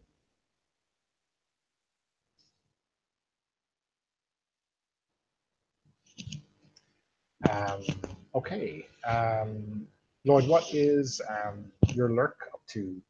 Are you waiting in the room for Satara to bring back this guy, or? I would, but there's the problem. That requires me to be in the same room as Ernest for another minute. And you can't handle that, can you not? I really can't handle that. So I go, I'm just gonna look around, see something expensive. I'm just taking a look, you know, just spying the place out, just scoping it out. Just look. I'm a waiter. I'm just wearing the clothes. I won't be longer than a minute. But I think that's a terrible idea, but go ahead. I mean, thank you. Let's put it this way. You know, you got to put food on the table. I mean, I got a dad to take care of. Engineering this whole furore, splitting up this happy couple. That is not money in the bank. You gotta steal something. So I'm gonna go around see if there's anything to jack while I'm there. Just a quick spy about. Be like, just a few cute things. I'm not sure. What is a good thing to? Oh yeah, he's Ernest is like, just be careful and get me something. Got it. Be careful and get me something. Okay, here is something good. You kind of check the first room, it's nothing, and then you check the second room, and there's like a panel, really fine, kind of dark wood cupboard of some kind of sideboard thing. There's a lock, but it's really basic. It's like almost like a privacy lock instead of a security lock. You could How probably rude. open it just by breathing on it. I pick in one hand because I can. Yeah, it's like blindfolded with one toe. Right? In there is like a set of dueling pistols. Ooh. Maybe 6. All kind of maybe there's like 3 pairs, all from different renowned gunsmiths in the city. I'm gonna just put this down here for a minute. Hey! If they're gonna leave it lying around in an unlocked door, like, what do you expect? Like, how's that my fault? So, I guess you can kind of shove a few into your kind of waistband behind your back. Your kind of waiter's jacket will probably hide it. Anything more than that is probably going to be problematic for your disguise. No, it's fine. I've got 6 dueling pistols that I'll sell for a pretty penny. That'll do. That's 2 for me and 3 for them.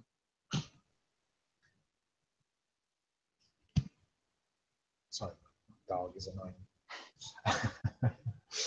He's looking for a scratch behind his ear. Okay, cool. So you kind of stuffed yourself full of this very, very enticing loot. They're not loaded, just but maybe you'll flash back to a point where you said, I did load at least a pair of them back when you're in this room, right? Okay, so back down front. So you've engineered this dalliance between Nerix's friend, looking like Alana, and the lieutenant. There's a lot of shocked stare. I mean, okay, everyone is a hardened criminal, even the kind of teenage sons and daughters, but they're still kind of shocked. Like, this is... Yeah. The ones who know it's not her are shocked because, like, this is just a prostitute who looks like her, and like, this is just insane. And the people who believe it's her are even more shocked. Yeah, I just I kind of like throw my arm through Deacon's, and like I'm walking about as if, you know, we're together, and I'm just like talking to him like, this place could erupt in violence in any minute. I hope that the other 2 have finished their work, because we'd probably need to move. Yeah, this pot's about ready to boil over. So 2 things are kind of happening here at the same time. Satara has gotten the groom. Let's stick with our A's and call him Alan. Perfect. Because obviously an Alan and an Alana getting married is like going to be very cute with the monogrammed towels and such.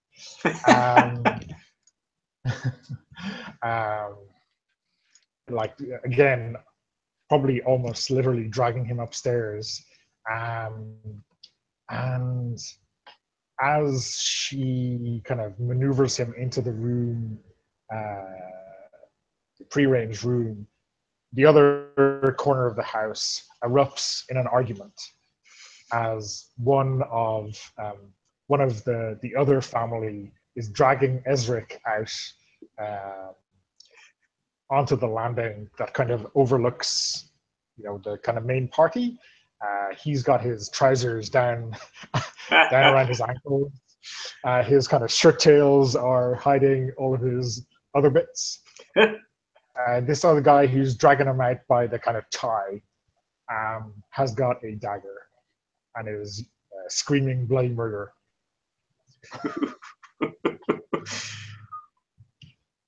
Nice work, Lovely. guys. Nice work. Yeah, we do good work. Indeed. Great. Did you order a side of mayhem with this gang war? So is this a situation that's like, it's pretty distant from where the 2 lovebirds are located, right? Yeah, kind of. Do we have eyes on their special room? The one that Satara has brought Alan to is has got Keenan and Lloyd as characters working their way towards. Oh, perfect. Lloyd, your what's her name again? Cynthia. Cynthia. Cynthia is probably able to come in the back of the room or just behind them, or choose her moment. All right. So what I would do is that I would walk up holding my plate, be like, "Would you like anything else, sir?" And I would get close enough to him that half his chest, the left part where the ring is exactly where my other arm is, so I can like swing in, distract him with this hand. This will slip in, grab the thing, change it for the other thing, and put it back in my pocket. Okay. I think this is a finesse roll.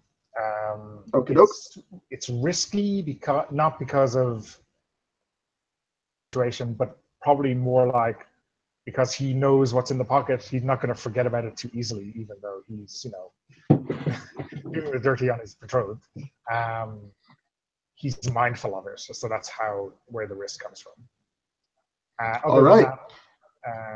So yeah, finesse, risky, standard. I am thinking that I'm thinking that I'm going to give you a bonus die because essentially Satara is helping you.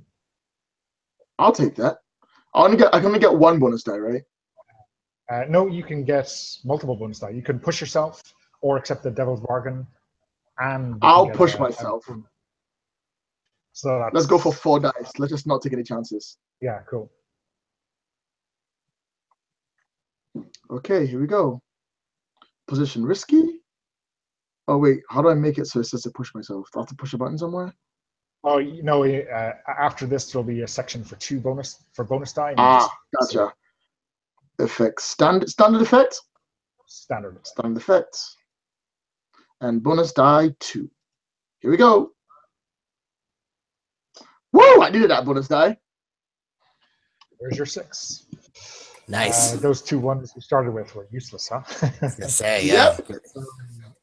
Another 6. Okay, so Satara is like pulling off his jacket, and he's kind of awkwardly trying to get his arm out while he cops a feel, and that just means that that inside pocket is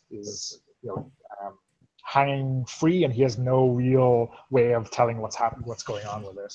And you just slip it out of the pocket, put in the replacement ring. The replacement ring. Insulting ring. And I guess put a glass down so that his eye is drawn to that and away from your other arm, and out the door you go, right? Yep. Smooth as a whistle. All right. I'm gonna head right back to Ernest and be like, "All right, Ernest, job's done. Job's done. Let's go." So, yeah. So Ernest will give you one of these and say, "All right, well, let's leave Satara to her fun." And just walk off. Wait, we can't leave Satara there. He's gotta go meet the woman. We gotta bring Satara with us. Oh, you don't think we should let her have just a little fun? She'll probably only suck a couple years of life out. I'm sure it'll be fine. Fine. Thank you. So then he does a little thing over his bowl, and then invokes some words and throws a little. Let's say there's like a little flash of ash, Yeah. And then she knows that she's being dispelled. I think you're going to have to, use some of your power over her because she is about to sink her teeth into this poor boy, literally and figuratively. I will do that. I will. Is that an attune roll or? I think you might be using your compel special ability. Okay. Yeah. Yeah, you can attune to the field, and it must obey a command I give it. Yeah. You just. I guess the challenge here is that she has a lot of power, and she could fight you. She'd probably give in eventually, but you don't want that kind of trouble. Not right now. No. I suppose the other thing to think about is like, will she be receiving? Will she be so enthralled with her activity that she'll actually be paying attention to your request? You know. So can I use an item to magnify or to give me an extra die? Is that the idea? Yeah, I guess your spirit mask, or even I also have a demon bane charm. your lightning hook. Yeah, Is it- so that is. I won't say it's the nuclear option, but it's like you mean business when you take that out, right? Which one, the lightning hook or the demon bane charm? Either, to be honest, they're kind of Okay.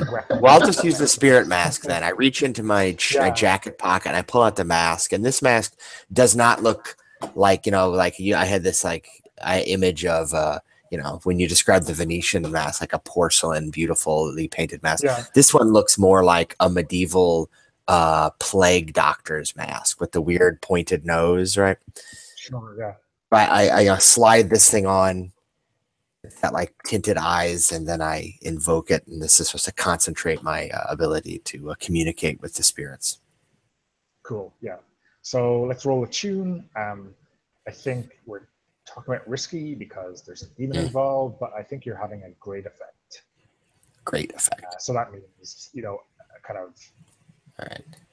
So is that, should I add a bonus die because of the item, or was that what gives me the great? It's a fine spirit mask, at least, so it's giving you your great effect. So I'll go ahead, and since I don't know if there's going to be much else that I'm going to be doing with these powers, I will go ahead and push myself one more time. Okay, yeah. So it's your 2 stress. 6. 6. Okay, so it's almost like she's like a trained shark, right? Danger. But then as soon as you kind of give the command, or even as you start to think the command, she kind of whips her head around at you, and there's a moment where you're scared, or at least you know that if you were a normal person, you'd be scared, right? You're just going, no, I've got this. This is my pet demon. I've got her under my leash, and I'm bringing her to heel, and she just kind of gets up off him, kind of I guess fixes her dress, and then evaporates into the darkness, kind of flits out the window to the balcony, and she's gone. I whisper a promise to make it up to her later. Okay.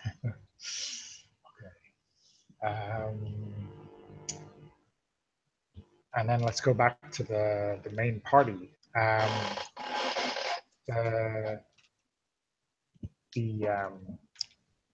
The upset family member who's about to skewer this half-naked guy.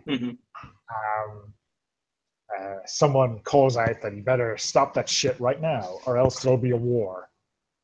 And he kind of defiantly looks at his boss, because it's his boss who's yelling at him, and just it's not a throat slash. It's like a up in the chin into the brain pan with this kind of bodkin dagger. You probably even see like a bit of blood as the top of the skull is split. And he kind of pulls it out, and there's I don't know, viscera is the wrong word, but there's a bloody brain coming out in an arc.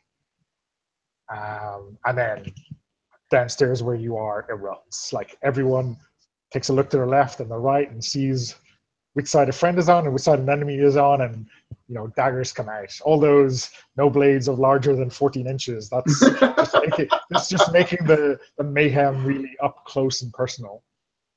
I look over at Rebecca and I'm like, time to go. And we start booking it for, I guess, where we came in through. Yeah. So there's, I guess you're leaving. I'm not sure, like maybe the neutrals are leaving. Mm-hmm. So maybe, I don't know, a third of people are going, okay, I'm getting out of here. But you kind of knew this moment was going to come, right? So Yeah. you maybe have a lead on them. There might be like 4 or 5 gondolas pulled up at the kind of the water gate to the mansion. So you kind of jump into the first taxi. As we're running through, I grab a couple of champagne flutes off of the nearest tray, and we make our way to the gondola, and I pass one to Rebecca. Well done. Nice. Oh, very nice. Chin chin. We toasted. Upstate. Because it'd be cool. How are you guys? Because it'd be cool. Can we join them on the gondola when it goes past? Can we just jump down from the balcony onto it? I'm picturing you guys like swimming up to it and like crawling onto it. Crawling onto it. You're like, oh, you save me some champagne. Well, you have your kind of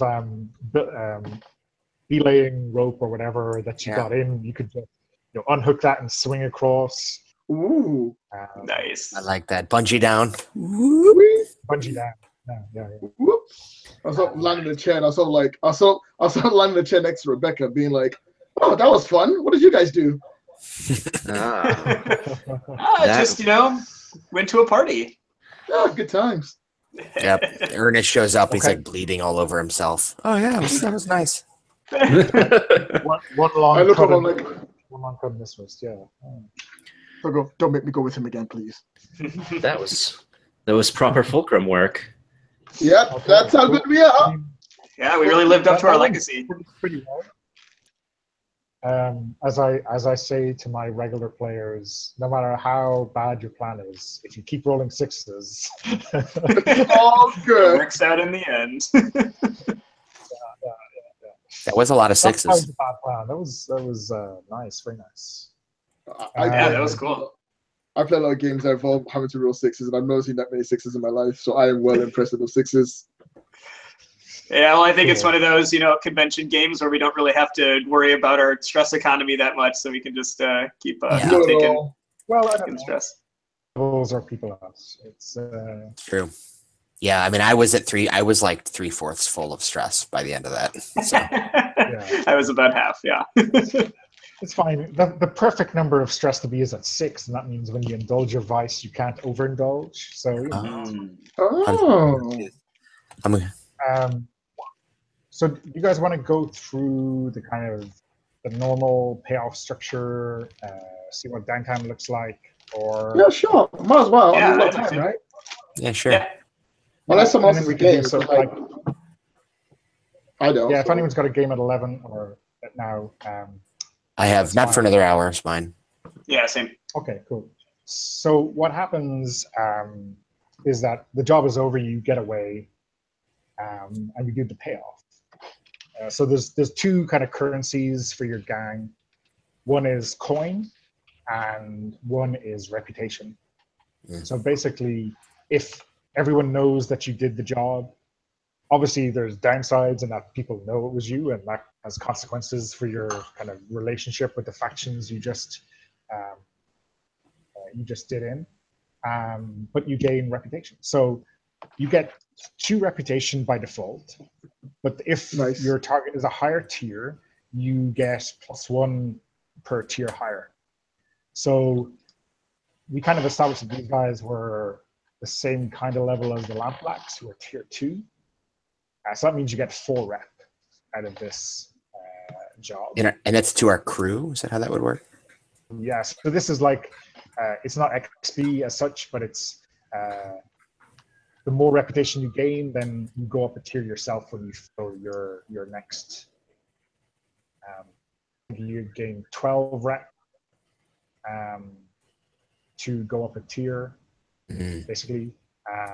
If you open the crew sheet, you'll see I've just marked in, there's rep, and then you have a stronghold, and you're tier 0. When you fill up, you will jump to tier 1, and that means that you're at less of a disadvantage when dealing with higher tier gangs. You're at the cohorts, like the gangs of thugs who work with you, get bigger.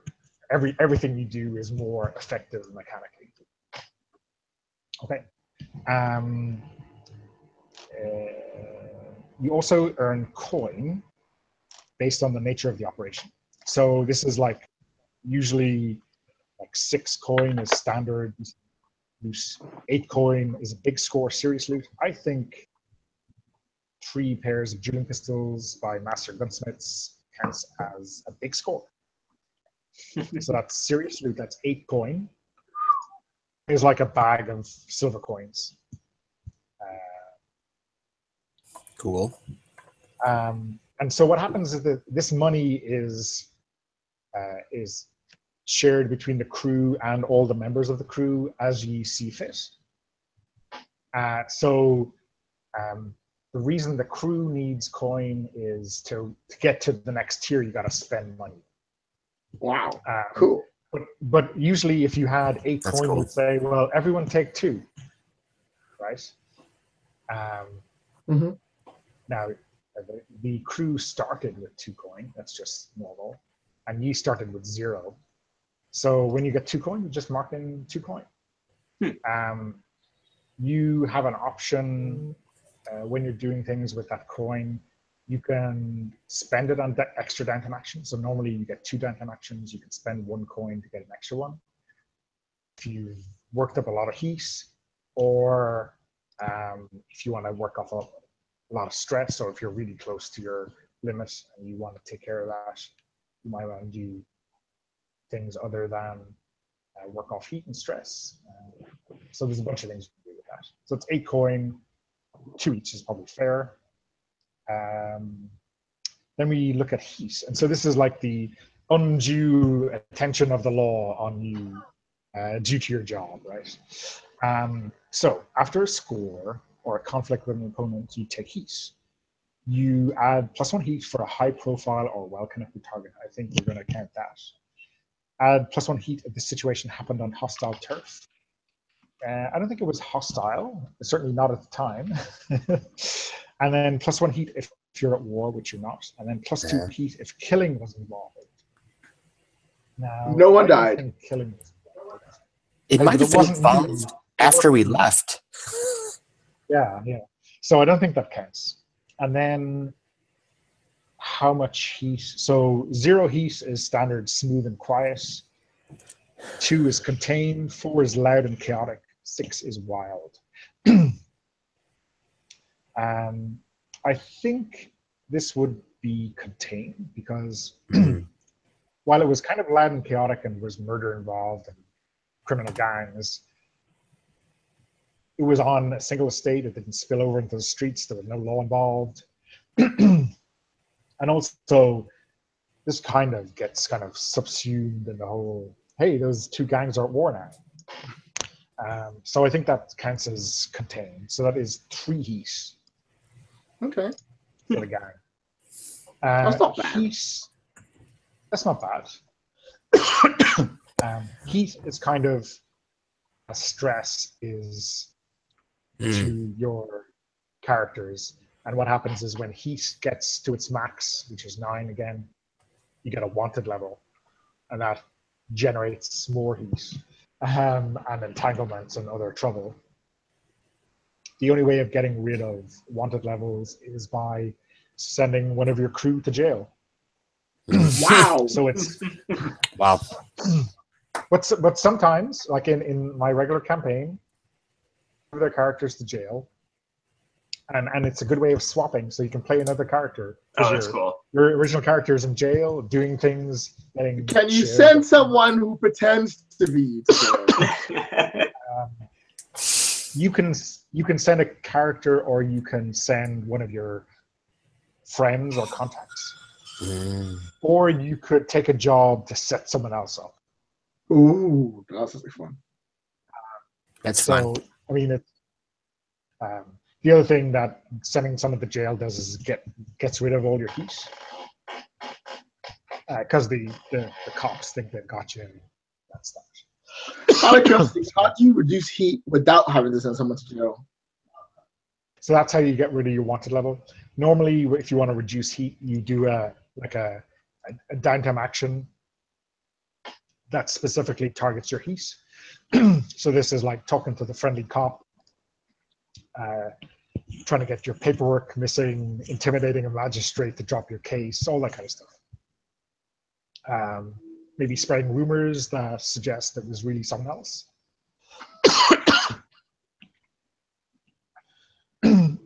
Sorry, I'm just going to get a glass. No problem.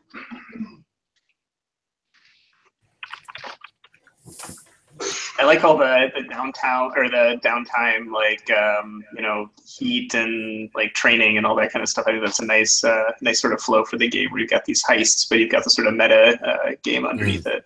True. Yeah. I was just thinking that it's got a neat, it really does, like this is a game where it works as a one shot, but there's a whole other level that you get when you play session to session. Yeah, it makes me want to play more for sure. Okay, sorry about that. So that's heat, and so that's kind of a pressure valve that kind of forces you to either try to get a low exposure job the next time or put a lot of influence on the law to lower your heat. Your wanted and heat levels also kind of interact on the next step of the downtime phase, which is entanglements. So this is trouble that occurs essentially due to the things you've just been doing. So what we usually do is we do two things. We roll on a table, and then we kind of choose what makes the most sense. After the payoff, roll dice equal to your wanted level, and then there's 3 tables, one for heat 0 to 3, one for 4 to 5, and one for 6+. Because your wanted level is 0, this works like having a 0 skill, except your favor. You're going to roll 2 dice and take the lowest result. Okay. And then and because your heat is really low, it's going to be the nicest table. So if someone wants to roll fortune, we can do that. I'll roll it. How many dice? Do it. 2 dice. 2 dice. All right, guys. Now we're time to roll 6s and 5s. Watch for this. Snake eyes? What's it going to be? Hey! 3. Nice. 5 and I'll take 3. a 3. Okay, so 3 is gang trouble or the usual suspects. Gang trouble is like if you have cohorts, but you don't, so that's not relevant. Woo. The usual suspects is bluecoats grab someone in the periphery of your crew, so like one of your friends or contacts. One player volunteers a friend or vice purveyor as the person most likely to be taken. Make a fortune roll to find out if they resist questioning. The bluecoats with 1 coin. So basically, what happens is that you can make a fortune roll, which is just a straight roll, and it either means heat, or they get beaten up, or they get thrown in jail. So you can take your chances with the roll, or you can just pay them 1 coin to leave your friend go. Usually, while you can just pay a coin to make it go away, what my guys seem to do, I think it's important to choose which friend or vice purveyor, because it kind of informs the fiction a lot, in advance. It may be that this person becomes really good at avoiding questioning by the police, and maybe that they get beaten up and they don't like you, or they don't like that they keep getting picked up for your trouble.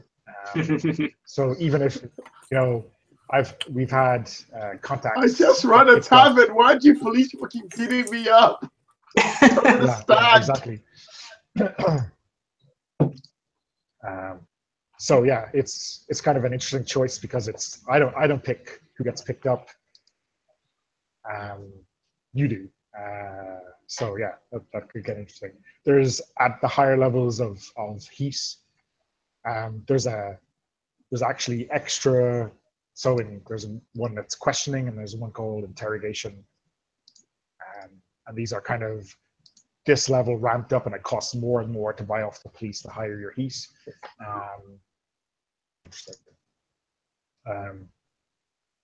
So there's that, and then there's downtime. So in downtime, which is every time we finish a score, not necessarily at the end of a session, because if you do a really fast score, you do downtime, and then you do another score, and you do another set of downtime. You get 2 actions, but you can spend coin to do extra actions. So the actions you can take are acquire assets. So this is like a temporary thing that your gang or you don't usually have access to. And it can be used in a future mission. You could start a long-term project. This is anything that any other rule doesn't really cover. I've seen this being used to amass a blackmail dossier. I've seen it used to create a magic weapon to be used against demons. I've seen it used to kind of hunt down an enemy of your character and find out where they live. There's a whole host of things you can use your long-term project on. One of the characters in my current campaign is doing long-term projects to try to get their family a seat on the city council. Nice. And so depending on how easy it is, we decide how many segments it is, and then you roll to see how many segments you fill. Like something that's really easy is 4 segments, and really difficult is 12. Getting a guy on the city council is 12 segments. And he had to do other long-term projects to set himself up for that. You can recover, so if you've taken harm, you can heal yourself. You can reduce heat. You can train, which is to get extra XP on stuff, and then you can indulge your vice. So indulging your vice is how you get rid of stress. And so here, like character generation or now, you would have decided what your character's vice is and who they go to. So if they drink, what's their favorite tavern? If they buy weird trinkets, who's the person who sells those to him? There's a whole host of things that you decide. And then you roll to see how much trauma you get rid of. And if you roll higher than your current, how much stress you get rid of. If you roll higher than your current stress, you get rid of all the stress, but you also overindulge, and that causes trouble. So either you talk and you gain extra heat, you brag about what you've just been up to. You can get thrown out of your vice purveyor's establishment; they won't supply you again. Or you can get lost. So basically, you overindulge too much, and you just go on a bender for a week, and you kind of temporarily retire your character and play another character. So because of the structure, like sessions tend to be very discreet. Dropping characters in and out really works well. That's interesting. That's really neat. There's a lot of options to choose from. That's so cool. And then you can always push those by spending coins to get extra actions. And depending on what you do? I think there's a cat in the back garden. Your dog's only doing what's natural. He just wants to be free, boy. He just wants to be free.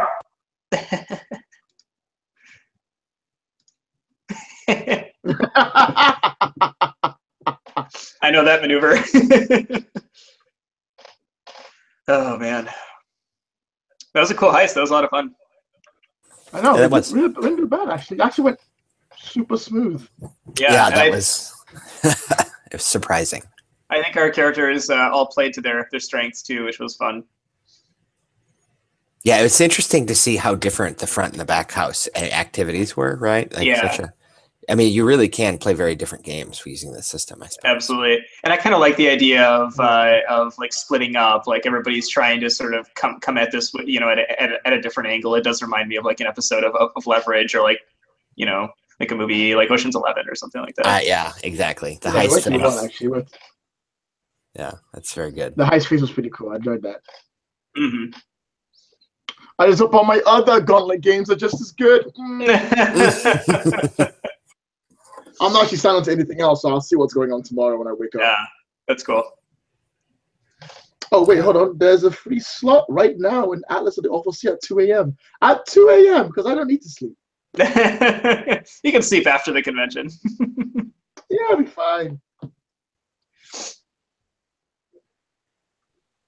Oh, there's the puppy. Oh, the dog. Oh. Cutie. Yeah. This is the only way he's going to be quiet for the next. This is the big scary bruiser that was barking at the cat. Look at him.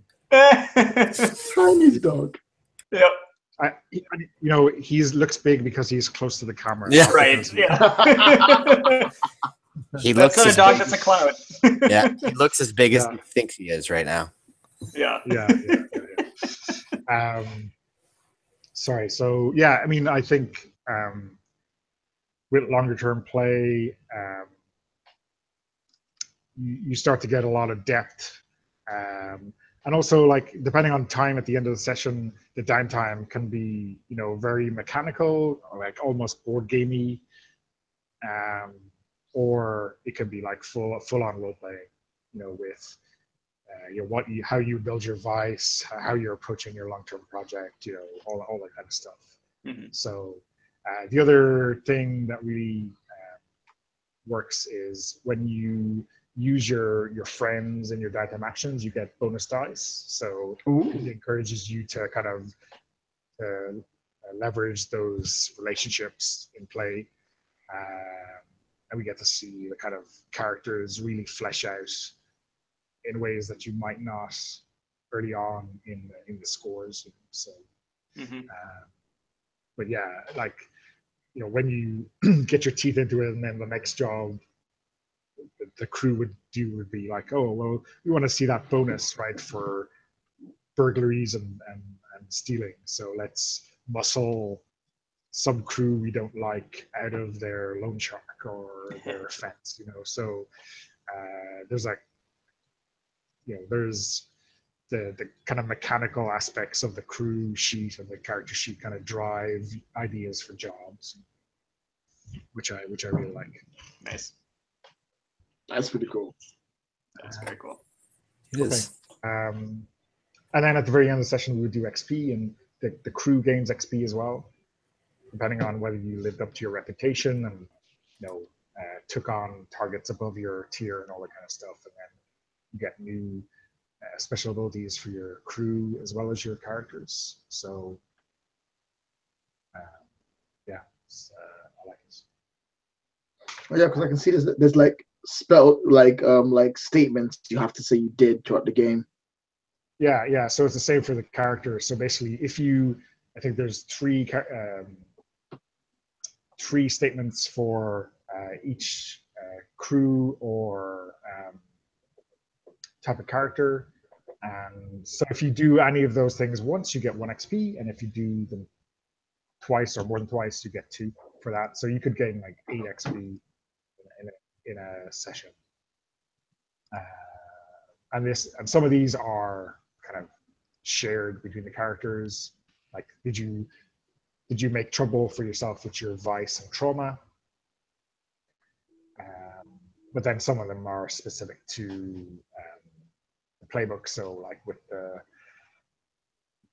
the spider, I think is, did you overcome challenges through conspiracies and careful planning or whatever it is, So it's when you play the time, you get your extra XP. So they're kind of like key, I guess, in that regard. Mm-hmm. Okay. Okay. So I'm happy to call it there if you guys are. Yeah. I Thanks so think that's much. fair. Yeah, that was a good session. Thank you very much. Yeah, I had fun. Oh yeah. So I think I have an option of